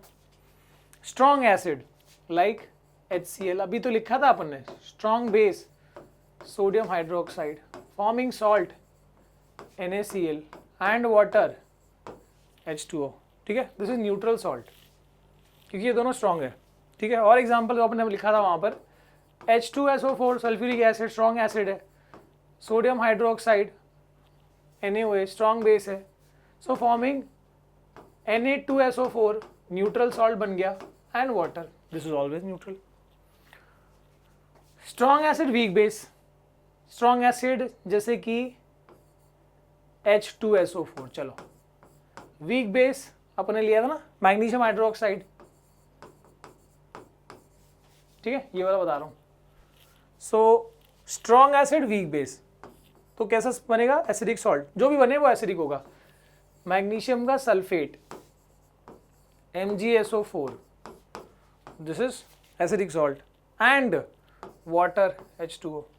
तो ना आपको अब ये भी समझ में आना चाहिए, आप जैसे ही आप इसको देखते हो ना कहीं भी मैग्नीशियम सल्फेट, तो इसी को देख के समझ में आना चाहिए ये एसिडिक है कि बेसिक है कि न्यूट्रल है। मैग्नीशियम कहाँ से आया सर? मैग्नीशियम हाइड्रोक्साइड से। सल्फेट कहाँ से आया? सल्फ्यूरिक एसिड से। स्ट्रॉन्ग एसिड वीक बेस, तो दिस इज एसिडिक, ठीक है। ऐसे भी सॉल्ट को देख के पता लगना चाहिए। Then weak acid, weak acid लिया था ना अपने, carbonic acid H2CO3, strong base sodium hydroxide ले लो या मान लो पोटेशियम हाइड्रोक्साइड, स्ट्रॉन्ग बेस। क्या फॉर्म हुआ? पोटेशियम का कार्बोनेट K2CO3 और now this is basic salt क्योंकि बेस स्ट्रॉन्ग था, और water H2O। Hope you got it, ठीक है। तो सॉल्ट जो है एसिड और बेस, ऐसा नहीं सिर्फ इसी से फॉर्म होता है, अपन ने ये भी पढ़ा था कि एसिड जब मेटल से रिएक्ट तभी सॉल्ट फॉर्म हो रहा है, बट हम जनरली हम बता रहे हैं एसिड और बेस के रिएक्ट करेंगे सॉल्ट फॉर्म होता है with water. The salt can be neutral, it can B acidic, it can B basic, depending on, दोनों स्ट्रॉन्ग है न्यूट्रल, एसिड स्ट्रॉन्ग है एसिडिक बनेगा, है ना, बेस वीक है तो एसिड वीक है, बेस स्ट्रॉन्ग है तो बेसिक सॉल्ट बनेगा, दोनों वीक है नहीं होगा। आगे देखते हैं 5 सॉल्ट टू बी स्टडी। हमको यहाँ पर 5 सॉल्ट्स के बारे में पढ़ना है इस चैप्टर में 10th में, ठीक है। कौन सा सर? पहला है कॉमन सॉल्ट। कॉमन सॉल्ट को क्या मतलब NaCl है ना, so this is sodium chloride, ठीक है। Then we have bleaching powder, formula क्या है सर? ब्लीचिंग पाउडर का CaOCl2, this is your calcium oxychloride, ठीक है। इसके बाद अपन को पढ़ना है, मतलब डिटेल में पढ़ना है, ऐसा नहीं है, इस तरीके से थोड़ा इंट्रो दे रहा हूँ। बेकिंग सोडा सुना तो होगा ही आपने, यूज करते हैं हम लोग किचन में, ठीक है। सो बेकिंग सोडा का फॉर्मूला है NaHCO3, so this is sodium bicarbonate या सोडियम हाइड्रोजन कार्बोनेट, ठीक है। हमको फिर पढ़ना है वॉशिंग सोडा। वॉशिंग सोडा होता है Na2CO3 10H2O। ये 10H2O की कहानी क्या है सर, ये भी देखेंगे अपन, चैप्टर में आएगा आगे। And but this is sodium carbonate decahydrate, sodium carbonate भी सिंपली कहते हैं, बट सोडियम कार्बोनेट डेकाहाइड्रेट, ये सब केमिकल नेम लिख रहा हूं मैं, ये जो लिखा है मैंने केमिकल फॉर्मूला लिखा है और ये केमिकल नेम लिख रहा हूं मैं, केमिकल फॉर्मूला के हिसाब से जो नेम बना है। एंड देन फाइनली एक और कमर्शियल नेम है, देखो यहाँ प्लास्टर ऑफ पेरिस, ठीक है। Plaster of Paris is CaSO4 calcium sulphate and half H2O hemi hydrate, hydrate यानी वाटर, हाफ है, ठीक है। So this is calcium sulphate hemi hydrate, ठीक है। ये हुआ अपना प्लास्टर ऑफ पेरिस। अब इसका अपने को यूजेस देखना है एंड साथ साथ प्रिपरेशन, बेसिक प्रिपरेशन कैसे वो बनाया जा सकता है इंडस्ट्रियली, क्या क्या कमर्शियली, वो भी अपन देखेंगे। तो पहला शुरू करते हैं अपना, जो हम घर में जो कॉमन सॉल्ट, टेबल सॉल्ट, जो भी कह लो, NaCl जो अपना नमक है, ठीक है, उसके बारे में देखते हैं। Okay, so common salt is sodium chloride, ठीक है, sodium chloride which is NaCl, ठीक है। अच्छा, अब यहाँ पर ना नमक तो हम खाते ही हैं, मतलब अभी कमर्शियली इसका एक ज़बरदस्त एक प्रोसेस दिया है आपको इस चैप्टर में, क्लोर अल्कली प्रोसेस, ठीक है, जहाँ पर सोडियम क्लोराइड जो इतना सस्ता सा, इतना तुच्छ सा लगता है हमको, हमारी लाइफ में बहुत इंपॉर्टेंस है उसका, लेकिन जो केमिकल इंडस्ट्रीज है वहाँ के भी इंपॉर्टेंट केमिकल्स इस NaCl से बनाए जा सकते हैं, जैसे कि chlorine gas. Chlorine is very important, essential, it is oxidising agent, germs को किलिंग में, पेस्टिसाइड में बहुत जगहों पे यूज होता है। सो क्लोरीन हम बना सकते हैं NaCl से, और क्या, और NaOH सोडियम हाइड्रोक्साइड भी यहीं से बन सकता है, ठीक है। इसी NaCl से अपन हाइड्रोजन गैस भी प्रोड्यूस कर सकते हैं, ठीक है। सो जो प्रोसेस यहाँ अपन देखेंगे उसको क्लोर अल्कली क्यों बोला गया, दिस इज क्लोरीन, क्लोरीन से आया क्लोर ये नाम, and this is alkaline basic ना, बेसिक है, बेस है पर वो वाटर सोल्यूबल है, NaOH, so this is alkali, इसलिए इस प्रोसेस का नाम है क्लोर अल्कली प्रोसेस। सर है क्या प्रोसेस में, वो तो बताओ। Let's see. तो मैं ना अपन ना क्या करेंगे, ये बीकर ले रहे हैं, इसमें ब्राइन सोल्यूशन ले रहे हैं। नाउ व्हेन आई से ब्राइन सोल्यूशन, जब ब्राइन सोल्यूशन कहते हैं ना, तो ये कुछ बहुत खतरनाक चीज़ नहीं है, दिस इज सिंपली नमक को आपने पानी में मिला दिया, तो नमक को पानी में मिला दिया ना, इसी को कहते हैं brine solution, this is called brine solution, ठीक है, याद रखना। तो हमने ये ब्राइन सोल्यूशन लिया और उसमें इलेक्ट्रिसिटी पास कर दी, कुछ मत करो, सिर्फ इलेक्ट्रिसिटी पास करो, मतलब कैथोड एनोड, ठीक है, हमने लगाया, करंट पास कर दिया, कैथोड के पास हाइड्रोजन गैस निकलता हुआ दिख रहा है, एक मिनट, कैथोड के पास हाइड्रोजन गैस निकलता हुआ दिख रहा है, एनोड के पास क्लोरीन गैस निकलता हुआ दिख रहा है। देखो ये दो चीजें तो यही बन गई, और यहाँ पर एक और रिएक्शन होगा जहाँ पर सोडियम हाइड्रोक्साइड भी बन जाएगा। तो ये तीनों चीजें सर कैसे फॉर्म हुई, थोड़ा सा डिटेल दे दो। सो लेट्स सी, मैं इसको मिटा देता हूँ, कैसे फॉर्म हुई वो देखो, कैसे क्लोरीन, ये तीन चीजें, क्लोरीन, हाइड्रोजन एंड NaOH कैसे फॉर्म हो रहा है वो देखो, ठीक है। अब अपने पास एक तो है नेगेटिव रॉड, नेगेटिव रॉड को अपन क्या बोलते हैं, कैथोड, सो ये अपना कैथोड है, ठीक है, और दूसरा है पॉजिटिव रॉड, पॉजिटिव रॉड को क्या बोलते हैं सर, एनोड, तो ये अपना एनोड है, ठीक है। तो कैथोड पे क्या हो रहा है, एनोड पे क्या हो रहा है वो देखते हैं। तो cathode is negative sir, simple है, कैथोड तो नेगेटिव है, बात तो सही है। एनोड क्या है, एनोड पॉजिटिव है। जैसे ही हमने ब्राइन सोल्यूशन लिया था, ब्राइन सोल्यूशन यानी क्या है, ब्राइन सोल्यूशन का मतलब है नमक का पानी, मतलब उसमें दो टाइप के आयन्स होंगे यहाँ पर, एक तो Na+, दूसरा Cl-, यही दो टाइप के आयन होंगे, पानी में मिलाते हैं हम तो डिसोसिएट होता है NaCl, Na+ और Cl-। तो ये प्लस वाला किसके पास जाएगा ये बताओ, जो पॉजिटिव आयन है वो किसके पास मूव करेगा, कैथोड के पास कि एनोड के पास, ऑब्वियसली अपोजिट चार्ज के पास जाएगा, तो ये जाएगा कैथोड के पास। जो Cl- है सोल्यूशन में का, जो Cl- है, क्लोराइड आयन है, वो कहाँ जाएगा, माइनस है तो प्लस के पास जाएगा। और सोडियम यहाँ जाके क्या करेगा, रिएक्शन करेगा, देखते हैं। सो सोडियम देखो प्लस है, नाउ दिस इज एक्वस, ये भी क्या है, एक्वस है। सो यहाँ जाएगा और रिएक्ट करेगा, मतलब बेसिकली वो, उसको इलेक्ट्रॉन की जरूरत है, वो इलेक्ट्रॉन ले लेगा। सो कहाँ से, कैथोड, बहुत सारा इलेक्ट्रॉन है उसके पास।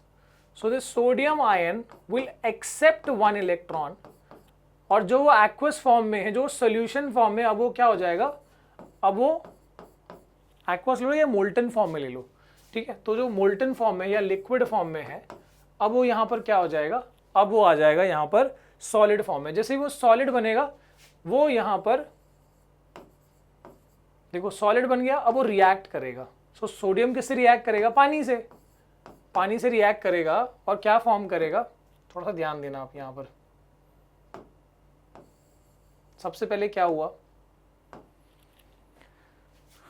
हमने NaCl का सोल्यूशन लिया विच इज ब्राइन सोल्यूशन, ठीक है, नमक का पानी है जैसे। लेकिन NaCl को पानी मिलाते हो अपने आप से Na+ और Cl- फॉर्म होता है, इसमें कुछ इलेक्ट्रिसिटी पास नहीं करना, अपने आप ये फॉर्म होता है। अब इलेक्ट्रिसिटी पास करेंगे, एक पॉजिटिव रॉड है एनोड, दूसरा नेगेटिव रॉड है कैथोड। तो जो आयंस है Na+ और Cl- वो अपोजिट रॉड के पास जाएंगे, यानी जो कैटायन है वो कैथोड के पास जाएगा और जो एनायन है वो एनोड के पास जाएगा। यानी Na+ जाएगा माइनस रॉड के पास और Cl- जाएगा प्लस रॉड के पास। Opposite charge attract each other. Na+ वहां गया और क्योंकि वो प्लस मतलब क्या, एक इलेक्ट्रॉन शॉर्ट है, कम है एक इलेक्ट्रॉन, उसने इलेक्ट्रॉन ले लिया रॉड से और वो सॉलिड सोडियम बन गया। अब ये जो सॉलिड सोडियम है ये रिएक्ट करता है, जो पानी है वहां पर, पानी तो है ही ना उधर, पानी से रिएक्ट करेगा और ये फॉर्म करता है sodium hydroxide along with hydrogen gas, ठीक है, अलोंग विथ हाइड्रोजन गैस। तो यहां पर क्या क्या फॉर्म हो गया देखो, पहला फॉर्म हुआ है एल्कली बन गया आपका ये, हाइड्रोजन गैस भी फॉर्म हो गया, यानी ये भी फॉर्म हो गया। अब क्लोरीन बचा है, क्लोरीन का भी देख लो, Cl- है वो वहां गया, माइनस है मतलब इलेक्ट्रॉन ज्यादा है उसके पास, एक इलेक्ट्रॉन ज्यादा है इसलिए माइनस है। सो उसने अपना एक इलेक्ट्रॉन दान कर दिया, ले बेटा खुश रहे। तो Cl- ने अपना एक इलेक्ट्रॉन दान कर दिया रॉड को, तो ये जो एक्वस फॉर्म में था अब ये कौन से फॉर्म में आ जाएगा, अब ये आ जाएगा क्लोरीन क्या है, गैस है ना, सो ये गैस फॉर्म में आ जाएगा। बट क्लोरीन आपको पता है कि वो Cl फॉर्म में नहीं होता, बहुत रिएक्टिव नेसेंट है, तो बेसिकली वो 2 क्लोरीन आता है वहां पर और ये Cl2 फॉर्म करता है। आपको पता है नेचर में क्लोरीन Cl2 के फॉर्म में होता है, तो इसलिए Cl2 के बबल्स जो है वो आपको दिखाई देना शुरू हो जाएंगे। इस पॉजिटिव रॉड के आसपास में ये क्लोरीन के बबल्स दिखाई दे रहे हैं, ठीक है। तो इस तरीके से यहाँ पर NaOH बना, वाटर बना और Cl2 बना। कहाँ से? NaCl से। मतलब हमने लिया क्या था सर, हमने तो लिया था ब्राइन सोल्यूशन यानी NaCl प्लस वाटर, और फॉर्म क्या क्या हुआ, फॉर्म हुआ NaOH, फॉर्म हुआ H2 और फॉर्म हुआ Cl2, ठीक है। इतनी जबरदस्त बात, ध्यान से देख लो, समझ लो, बहुत आसान है, ठीक है। यहां पर बैलेंस करोगे तो ये 2 2 इधर भी आ जाएगा 2। आगे देखते हैं दोस्तों। सो ये यहां पर याद रखो HCl प्लस NaOH। अच्छा यहां पर NaCl का प्रिपरेशन बताया गया कि HCl प्लस NaOH जो है रिएक्ट करके NaCl प्लस H2 फॉर्म होता है, ये तो ठीक है, तो ऑब्वियस सी बात है। आगे देखते हैं guys, and yes now we are going to deal with the uses. अभी 3 चीज फॉर्म तो हो गई NaCl से, हाइड्रोजन, क्लोरीन और सोडियम हाइड्रोक्साइड। इनका यूजेस देख लेते हैं गाइस। हाइड्रोजन का यूज क्या है सर? अरे यार खतरनाक, बहुत ही एक्सप्लोसिव केमिकल है, तो मतलब इसको हम एज अ फ्यूल यूज कर सकते हैं, ठीक है। तो hydrogen is used as a fuel, can be use as a fuel, but घरों में नहीं, घर में मतलब ये बहुत ज़्यादा मतलब एक्सप्लोसिव है या हाईली इन्फ्लेमेबल है, तो बहुत एक्सीडेंटल है, ये इंडस्ट्रियल फ्यूल की तरह यूज़ कर सकते हैं। इसके बाद हाइड्रोजन को यूज़ करके अपन मार्गरीन बना सकते हैं। मार्गरीन क्या होता है? काइंड ऑफ जैसे आप डालडा सुनते हो, तेल लिक्विड फॉर्म में होता है, लेकिन जो डालडा होता है, जो वनस्पति घी जिसको कह सकते हो, वो सॉलिड फॉर्म में होता है। तो ऑयल को फैट में कन्वर्ट करने के लिए हाइड्रोजन का यूज होता है। नाउ दिस कैन बी, ये ना अपन कार्बन कंपाउंड चैप्टर में पढ़ेंगे, ठीक है, मैं यहाँ पर बताऊंगा, थोड़ा कंफ्यूजिंग हो जाएगा वो, फिलहाल याद रखो, इसको वहां पढ़ेंगे। So hydrogen can be use as a fuel, it can be use to for the production of margarine. Margarine क्या है फिलहाल दिमाग में याद रखो, ये फैट या वनस्पति घी की जैसा, ठीक है। एंड हाइड्रोजन का एक और यूज है ammonia for it can also be use to form ammonia for fertiliser, ठीक है। अमोनिया का फॉर्मूला पता है आपको, NH3। तो कैसे बनता है यार? नाइट्रोजन में क्या मिलाना पड़ेगा? हाइड्रोजन, मतलब यूज तो हो गया ना hydrogen, and it is forming ammonia. Balance करना है बस, और ये अमोनिया फर्टिलाइजर बनाने के काम में आता है, ठीक है। तो हाइड्रोजन का यूज देखो, fuel, margarine and ammonia for fertiliser. Then we have chlorine. Chlorine से एक बात याद रखना, ये पॉइजनस गैस है। अगर पॉइजनस है तो जर्म्स को किल करने के काम में तो आएगा, जर्म्स को मारने के काम में तो आएगा। हमारे लिए पॉइजन है तो जर्म के लिए तो एकदम खतरनाक हो जाएगा। तो चाहे पेस्टिसाइड हो, या स्विमिंग पूल का पानी क्लीन करना हो, या पानी को डिसइंफेक्ट करना हो, डिसइंफेक्ट मतलब वही जर्म्स को किल करना, वो सब में अपन देखेंगे। इसके अलावा क्लोरीन आपको पता होगा CFC, क्लोरोफ्लोरोकार्बन, ठीक है, जिससे कि ये ओजोन में डिप्लीशन होता है, जो रेफ्रिजरेटर एयर कंडीशनर में यूज होता है, अब नहीं होता वैसे, ठीक है। सो ये CFC क्लोरोफ्लोरोकार्बन है ही क्लोरीन, क्लोरोफ्लोरोकार्बन, ठीक है। इसके अलावा PVC सुना होगा प्लास्टिक की टाइप में, पॉलीविनाइल क्लोराइड, क्लोराइड आ गया ना, PVC प्लास्टिक्स बहुत यूज होता है। तो कई सारे यूज देख लिया अपन ने। जर्म किलिंग में क्या क्या है देखो, वाटर ट्रीटमेंट जर्म्स को मारता है इसलिए, स्विमिंग पूल जर्म्स को मारता है इसलिए, डिसइंफेक्टेंट जर्म्स को मारता है इसलिए, पेस्टिसाइड जर्म्स को मारता है इसलिए, और PVC, CFC, ये सब क्या है, क्लोरीन का यूजेस देखा अपन ने। इसके बाद अपना अल्कली क्या है, सोडियम हाइड्रोक्साइड।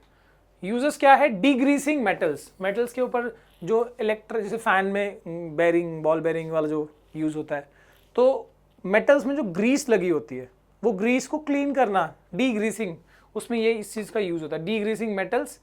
इसके अलावा सोडियम हाइड्रोक्साइड जो है ना, ये सोप और डिटर्जेंट के फॉर्मेशन में भी काम में आता है, प्रोडक्शन में भी काम में आता है, ठीक है। सोप और डिटर्जेंट के मैन्युफैक्चरिंग में भी काम आता है, पेपर मेकिंग में भी इसका यूज है, और सिंथेटिक फाइबर बनाने में भी, आर्टिफिशियल फाइबर बनाने में भी इसका इस्तेमाल है, ठीक है। यूजेस याद रखना, भूलना नहीं है इसको। इसके बाद देखो, हाइड्रोजन और क्लोरीन को रिएक्ट कराओगे तो क्या बनेगा, HCl। मतलब सोचो NaCl जो सॉल्ट अपन बोल रहे थे, जितना मतलब सस्ता मान रहे थे, क्या क्या चीज फॉर्म हो रही है, HCl भी इसी से बन रहा है यार, HCl। तो यहां पर HCl का यूज क्या है देखो, HCl का भी यूज दिया है, क्लीनिंग स्टील, स्टील को क्लीन करना, ठीक है, अमोनियम क्लोराइड का फॉर्मेशन में, ठीक है।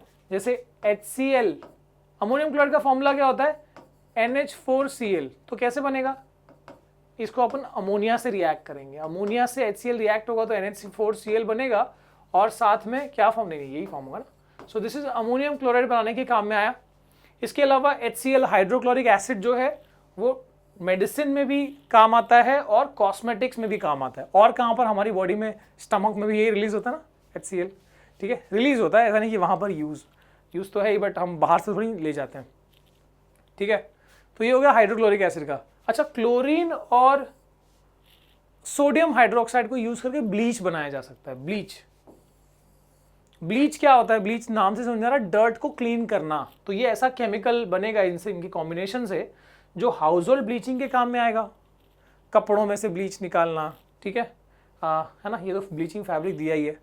फिर डर्ट, कहीं भी डर्ट को क्लीन करना, वो बन सकता है, वैसा केमिकल बन सकता है, ब्लीच बन सकता है, इन दोनों को यूज करके। And then now we have bleaching powder. अरे वाह, ब्लीच पड़ा और सीधे अभी bleaching powder, now this is different. ये भी ब्लीच का भी ब्लीचिंग एक्शन है, पर ये वो ब्लीच नहीं है, ठीक है। सो ब्लीचिंग पाउडर का फॉर्मूला क्या होगा, देखो नाम, केमिकल नेम है तो भाई फॉर्मूला बन ही जाएगा, calcium oxy chloride, CaOCl2, calcium oxy chloride, देखो ये, ठीक है। अब ये क्या करता है sir, bleaching powder is produced, एक मिनट अपनी रामायण को मिटा दूं मैं, ओके।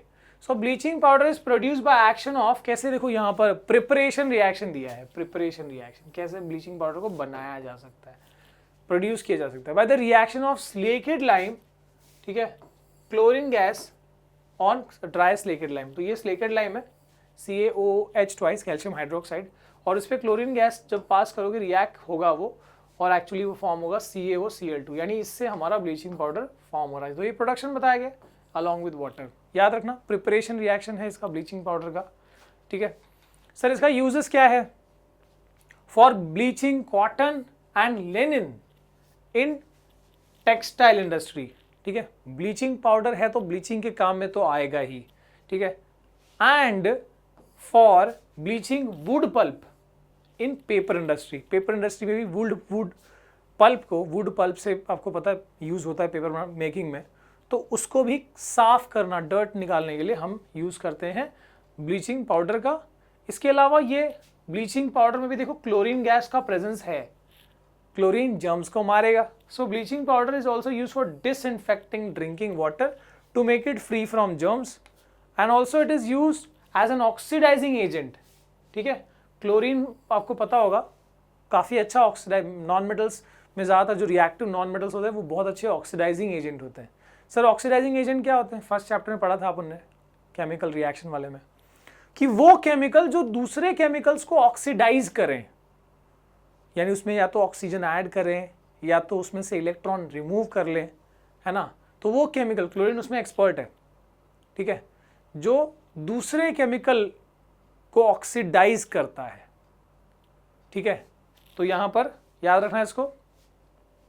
इसके बाद नेक्स्ट है baking soda. Baking soda is sodium bicarbonate. Formula क्या है सर इसका?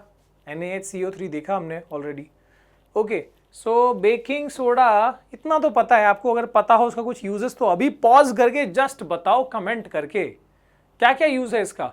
हम इसको डोसा बैटर में या केक बनाने में जो बैटर यूज होता है उसमें हम इसको ऐड करते हैं। ठीक है, तो और पकोड़ा बनाने में भी, है ना, भजिया पकोड़े बनाने में भी, वहाँ पर तो क्रिस्पी करता है।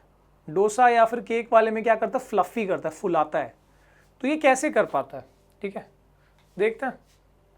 पहले तो it is produce on large scale by treating cold and concentrated solution of sodium chloride with ammonia and carbon dioxide.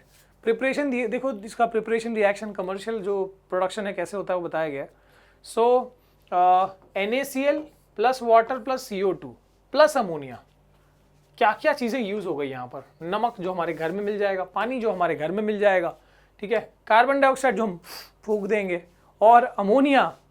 ठीक है, सो यहाँ पर इन चार चीज़ों को यूज़ करके अमोनियम क्लोराइड और साथ में अपना मेन चीज़ यानी बेकिंग सोडा फॉर्म हो गया। ये प्रिपरेशन रिएक्शन भी आप भूलना नहीं, इसको अच्छे से याद रखो। इनफैक्ट NCERT में जितने रिएक्शन दिए ना भाई, इसको याद कर लो, अच्छा रहेगा। एक्स्ट्रा कमी आता है बट इसको अच्छे से करना है।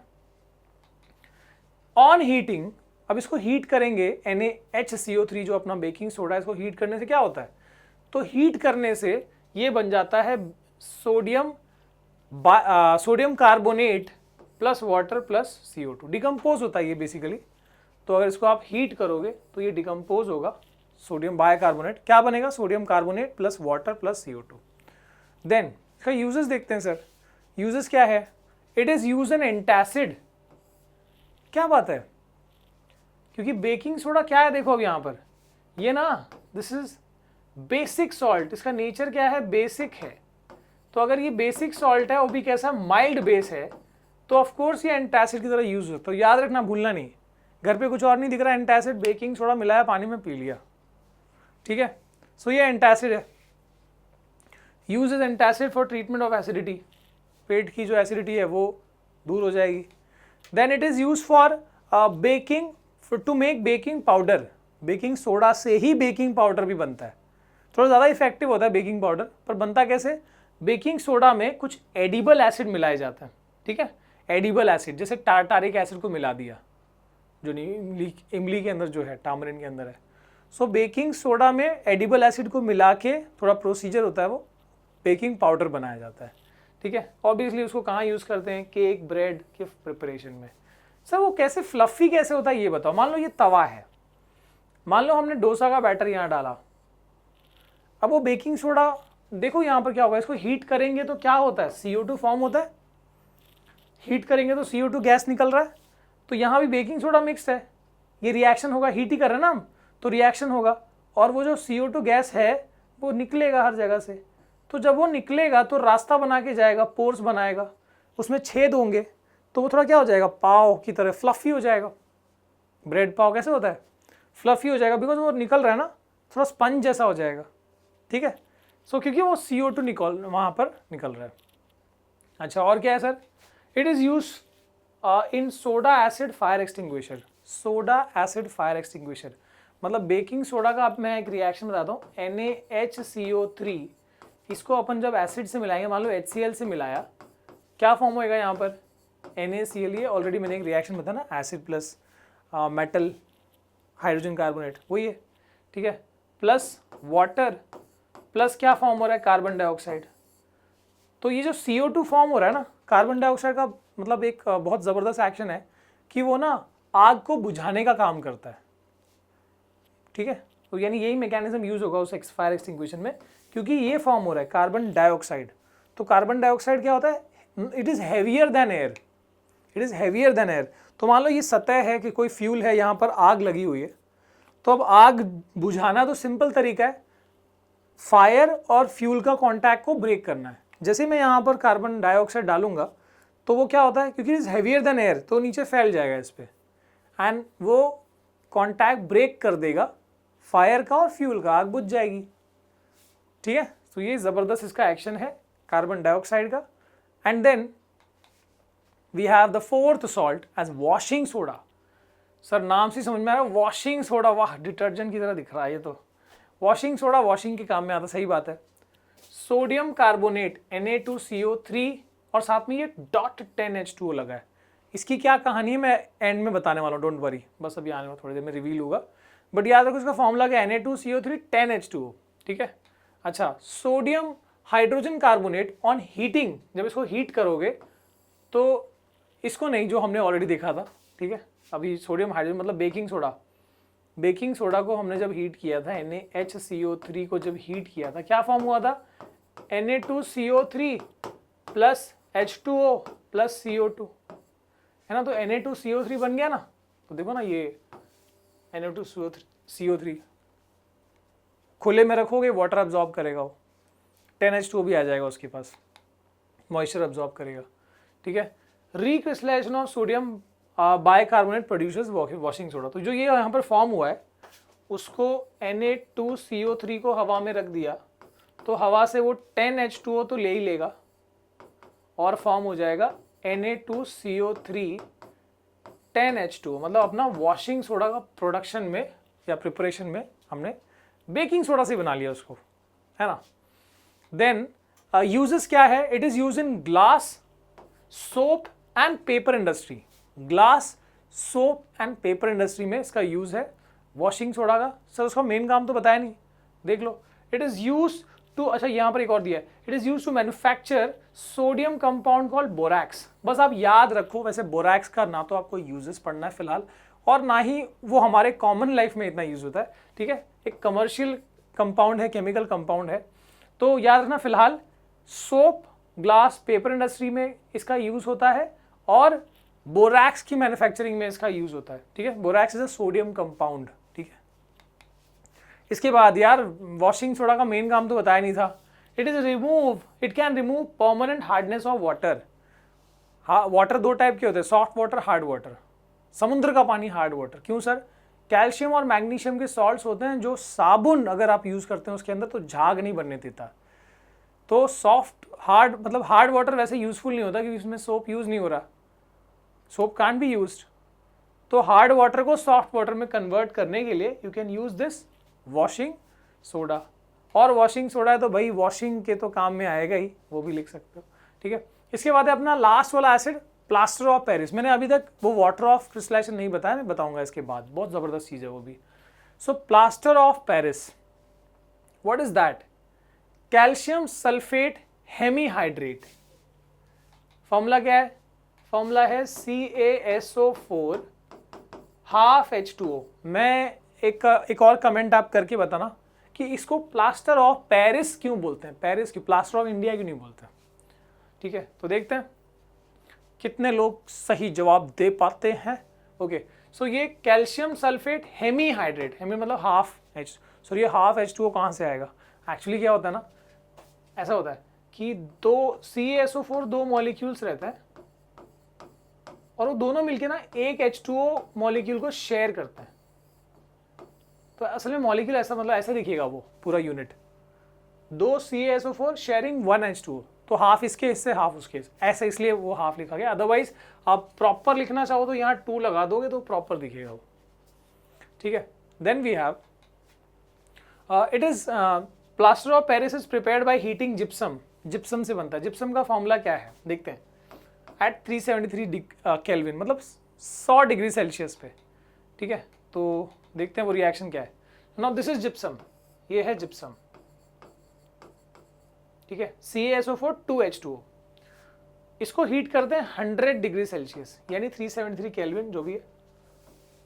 CaSO4 हाफ H2O बन गया, यानी POP बन गया, साथ में 1.5 H2O अलग निकल गया, ठीक है।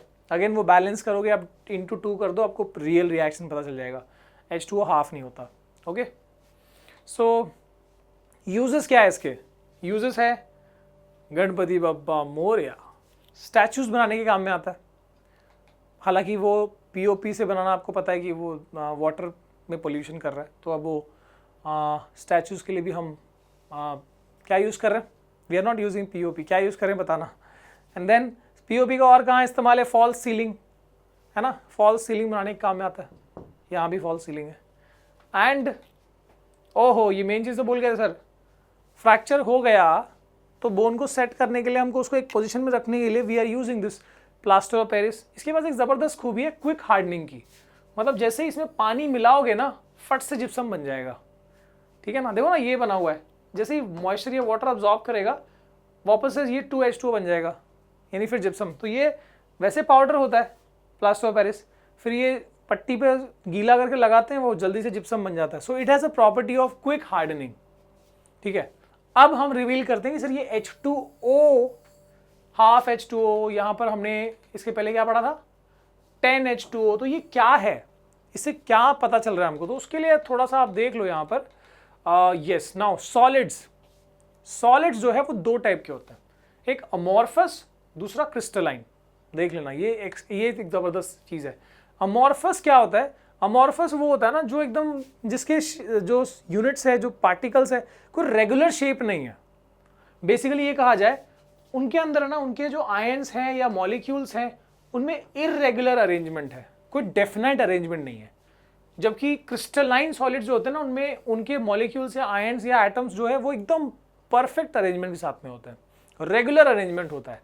देख लो, जैसे ये ग्लास है, वाई दिस इज अमॉर्फस, क्योंकि देखो यहाँ पर कोई टिपिकल शेप नहीं है, ये अलग शेप है, यहाँ अलग शेप है, कोई रेगुलर अरेंजमेंट नहीं है, ठीक है। और जब हम यहाँ पर देखते हैं, देखो ये डायमंड कितना जबरदस्त, नाउ दिस इज क्रिस्टलाइन, कितना रेगुलर अरेंजमेंट है, कितना फिक्स अरेंजमेंट है। दिस इज NaCl, जो नमक हम खाते हैं उसमें देखो ये Cl है ब्लू वाला, और रेड वाला ये Na है, तो ये एक यूनिट है NaCl का।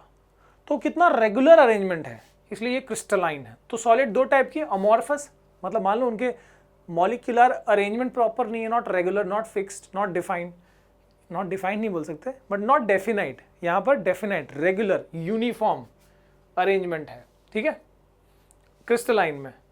तो यहाँ पर जो क्रिस्टलाइन होता है, देखो यहाँ पर एक और एग्जांपल दिया, this is copper sulphate, CuSO4, ठीक है, लेकिन सिर्फ CuSO4 नहीं है, यहाँ पर H2O भी लगा है। अब इसका मैं कहानी आपको रिवील करूंगा, but this is also crystalline. देखो एक क्रिस्टल लिया, उसमें देखो कैसा अरेंजमेंट है। तो जो क्रिस्टलाइन होते हैं ना, जो सॉलिड्स क्रिस्टलाइन होते हैं, जहां रेगुलर अरेंजमेंट होता है, वो भी दो रीजन से होता है। या तो बाय डिफॉल्ट, बाय नेचर ही वो वैसे हैं, जैसे NaCl, ये बाय नेचर ही ऐसे हैं, डायमंड बाय नेचर ही ऐसे हैं। और कुछ होते हैं जिनमें वाटर ऑफ क्रिस्टलाइजेशन होता है, जिसकी वजह से वो क्रिस्टलाइन होते हैं, ठीक है। अच्छा, बाय नेचर वाले में NaHCO3 भी है, जो बेकिंग सोडा आपने पढ़ा ना, that is also crystalline solid, वो भी क्रिस्टलाइन है बाय नेचर, ठीक है। अच्छा, और जो वॉशिंग सोडा है 10H2O जिसमें था, that is having water of crystallisation. अभी हमने देखा ना, Na2CO3 10H2O, तो ये 10H2O क्या है, ये वाटर ऑफ क्रिस्टलाइजेशन, वो उसको गीला नहीं करता, वो उसको क्रिस्टलाइन बनाता है, ठीक है। जिप्सम 2H2O क्रिस्टलाइन, जहां भी ये डॉट H2O दिखेगा, चाहे 1 हो, हाफ हो, 2 हो, 3 हो, वो वाटर ऑफ क्रिस्टलाइजेशन है। और क्रिस्टलाइन सॉलिड, जब भी वाटर ऑफ क्रिस्टलाइजेशन होगा तो वो चीज़ क्रिस्टलाइन हो जाएगी। तो जो क्रिस्टलाइन है कोई भी सॉलिड्स, वो दो नेचर से हो सकते हैं, या तो बाय डिफॉल्ट उनके पास वो खूबी है, या तो फिर वाटर ऑफ क्रिस्टलाइजेशन की वजह से, ठीक है। लेट्स सी, तो देख लो अमॉर्फस मतलब कोई रेगुलर शेप नहीं है, क्रिस्टलाइन में क्या जबरदस्त परफेक्ट रेगुलर शेप है। Okay, so water of crystallisation क्या है? Many salts contain water molecules and are known as hydrated salts. ठीक है, water molecules present in the salt is known as water of crystallisation. ठीक है, water of crystallisation is the fixed number of water molecule present in one unit formula of salt. तो हम example देख लेते हैं guys इसमें। Yes, so we have blue vitriol. Blue vitriol किसको बोलते हैं? It is copper sulphate, hydrated copper sulphate कह लो, या फिर ऐसा कॉपर सल्फेट मॉलिक्यूल जिसमें ये देखो 5H2O है, this is water of crystallisation. तो ऑब्वियसली अगर ये 5H2O है यहाँ पर तो ये क्रिस्टलाइन होगा। अगर ये 5H2O निकाल दिया जाए, मतलब समझो हीट करके निकाल दिया जाए, तो ये वाइट कलर का अमॉर्फस कॉपर सल्फेट बन जाएगा, एनहाइड्रस कॉपर सल्फेट इसको बोलेंगे। ठीक है, इसको मान लो इसको हमने हीट कर लिया और ये 5H2O निकल गया, इसमें CuSO4 बचा सिर्फ, तो ये क्या होगा? This will be called anhydrous copper sulphate, और ये वाइट कलर का अमॉर्फस कंपाउंड। मैं आपको बताता हूँ यहाँ पर, इससे पहले देख लें ग्रीन विट्रियोल किसको बोलते हैं? Hydrated ion sulphate. उसमें मॉलिक्यूल कितना होता है? 7H2O। ऐसा नहीं कि कहीं भी 5 कहीं भी 7 कहीं भी 2 लगा दिया, इसमें पर्टिकुलरली 5H2O लगता है, यहाँ पर 7 आयन सल्फेट वाले में। White vitriol zinc sulphate 7H2O, gypsum CaSO4 2H2O। ठीक है, तो सबका अपना अपना यहाँ पर वाटर ऑफ क्रिस्टलाइजेशन है, और जहाँ भी ये है तो भाई ऑब्वियसली वो क्रिस्टलाइन सॉलिड कहलाएगा। और सर यहाँ पर यस, तो मैं आपको ये पहले वाले से एग्जांपल से समझाता हूँ। जो ये ब्लू विट्रियोल है यानी हाइड्रेटेड कॉपर सल्फेट, अगर वो नहीं रहेगा 5H2O तो इट इज एनहाइड्रस। देखो यहाँ पर एनहाइड्रस कॉपर सल्फेट है, CuSO4, देखो व्हाइट कलर का अमॉर्फस पाउडर है ये। लेकिन अगर इसने वाटर अब्जॉर्ब कर लिया, कितना? 5H2O अगर इसने अब्जॉर्ब कर लिया तो ये बन जाएगा after addition of water, 5H2O absorb करके ये बन जाएगा आपका ब्लू कलर का crystals of hydrated copper sulphate. ठीक है, तो इसको आप कह सकते हो कॉपर सल्फेट पेंटाहाइड्रेट, क्योंकि 5 वाटर मॉलिक्यूल है यहाँ पर। ठीक है, थोड़ा और इसको ध्यान से समझते हैं। यस, तो ये देखो, एक मिनट। ओके, तो यहाँ पर हम देख सकते हैं कि ये जो कॉपर सल्फेट है, इसके क्रिस्टल्स को देखो और इसके एक पर्टिकुलर सिंगल क्रिस्टल को देखो। इसके बारे में मैंने आपको ऑलरेडी यहाँ पर, तो ये वाला आप देख सकते हो यहाँ पर, ये जो क्रिस्टल है कितना रेगुलर अरेंजमेंट है, और that is all because of the water of crystallisation. तो गाइज यहाँ पर हमने अपना चैप्टर जो है ये वाला कर लिया हुआ है। ठीक है, so the chapter is done with this. और आपको कितना समझ में आया, कौन सा पार्ट नहीं आया, तो ज़रूर बताइए कमेंट सेक्शन में। वैसे मैं आपको एक चीज़ सजेस्ट करूँगा कि सिर्फ ये देखने से काम नहीं चलता, एक बार वीडियो के बाद अपनी टेक्स्ट बुक को ज़रूर देख लिया करो, ताकि जो प्लस जो माइनस है वो चीज़ें आपकी पूरी हो जाए अच्छी तरीके से। एक बार रीडिंग से काम हो जाएगा। ओके, और इसके अलावा अगर आप रेफरेंस बुक रेफ़र करते हो तो उसमें भी आपको बस क्वेश्चन क्या है और उसका आंसर किस वे में लिखना है, बस वो देखना है। आपको साइंस को रटने की ज़रूरत नहीं होती। और उम्मीद है कि आपको वीडियो पसंद आया होगा तो कमेंट में बताना, ठीक है, ताकि मैं समझ पाऊँ कहाँ पर क्या चीज़ कैसी होनी चाहिए और ज़्यादा। चलो मिलते हैं अगली बार किसी और वीडियो, किसी और लेक्चर में। Thank you for watching, see you again guys, bye bye.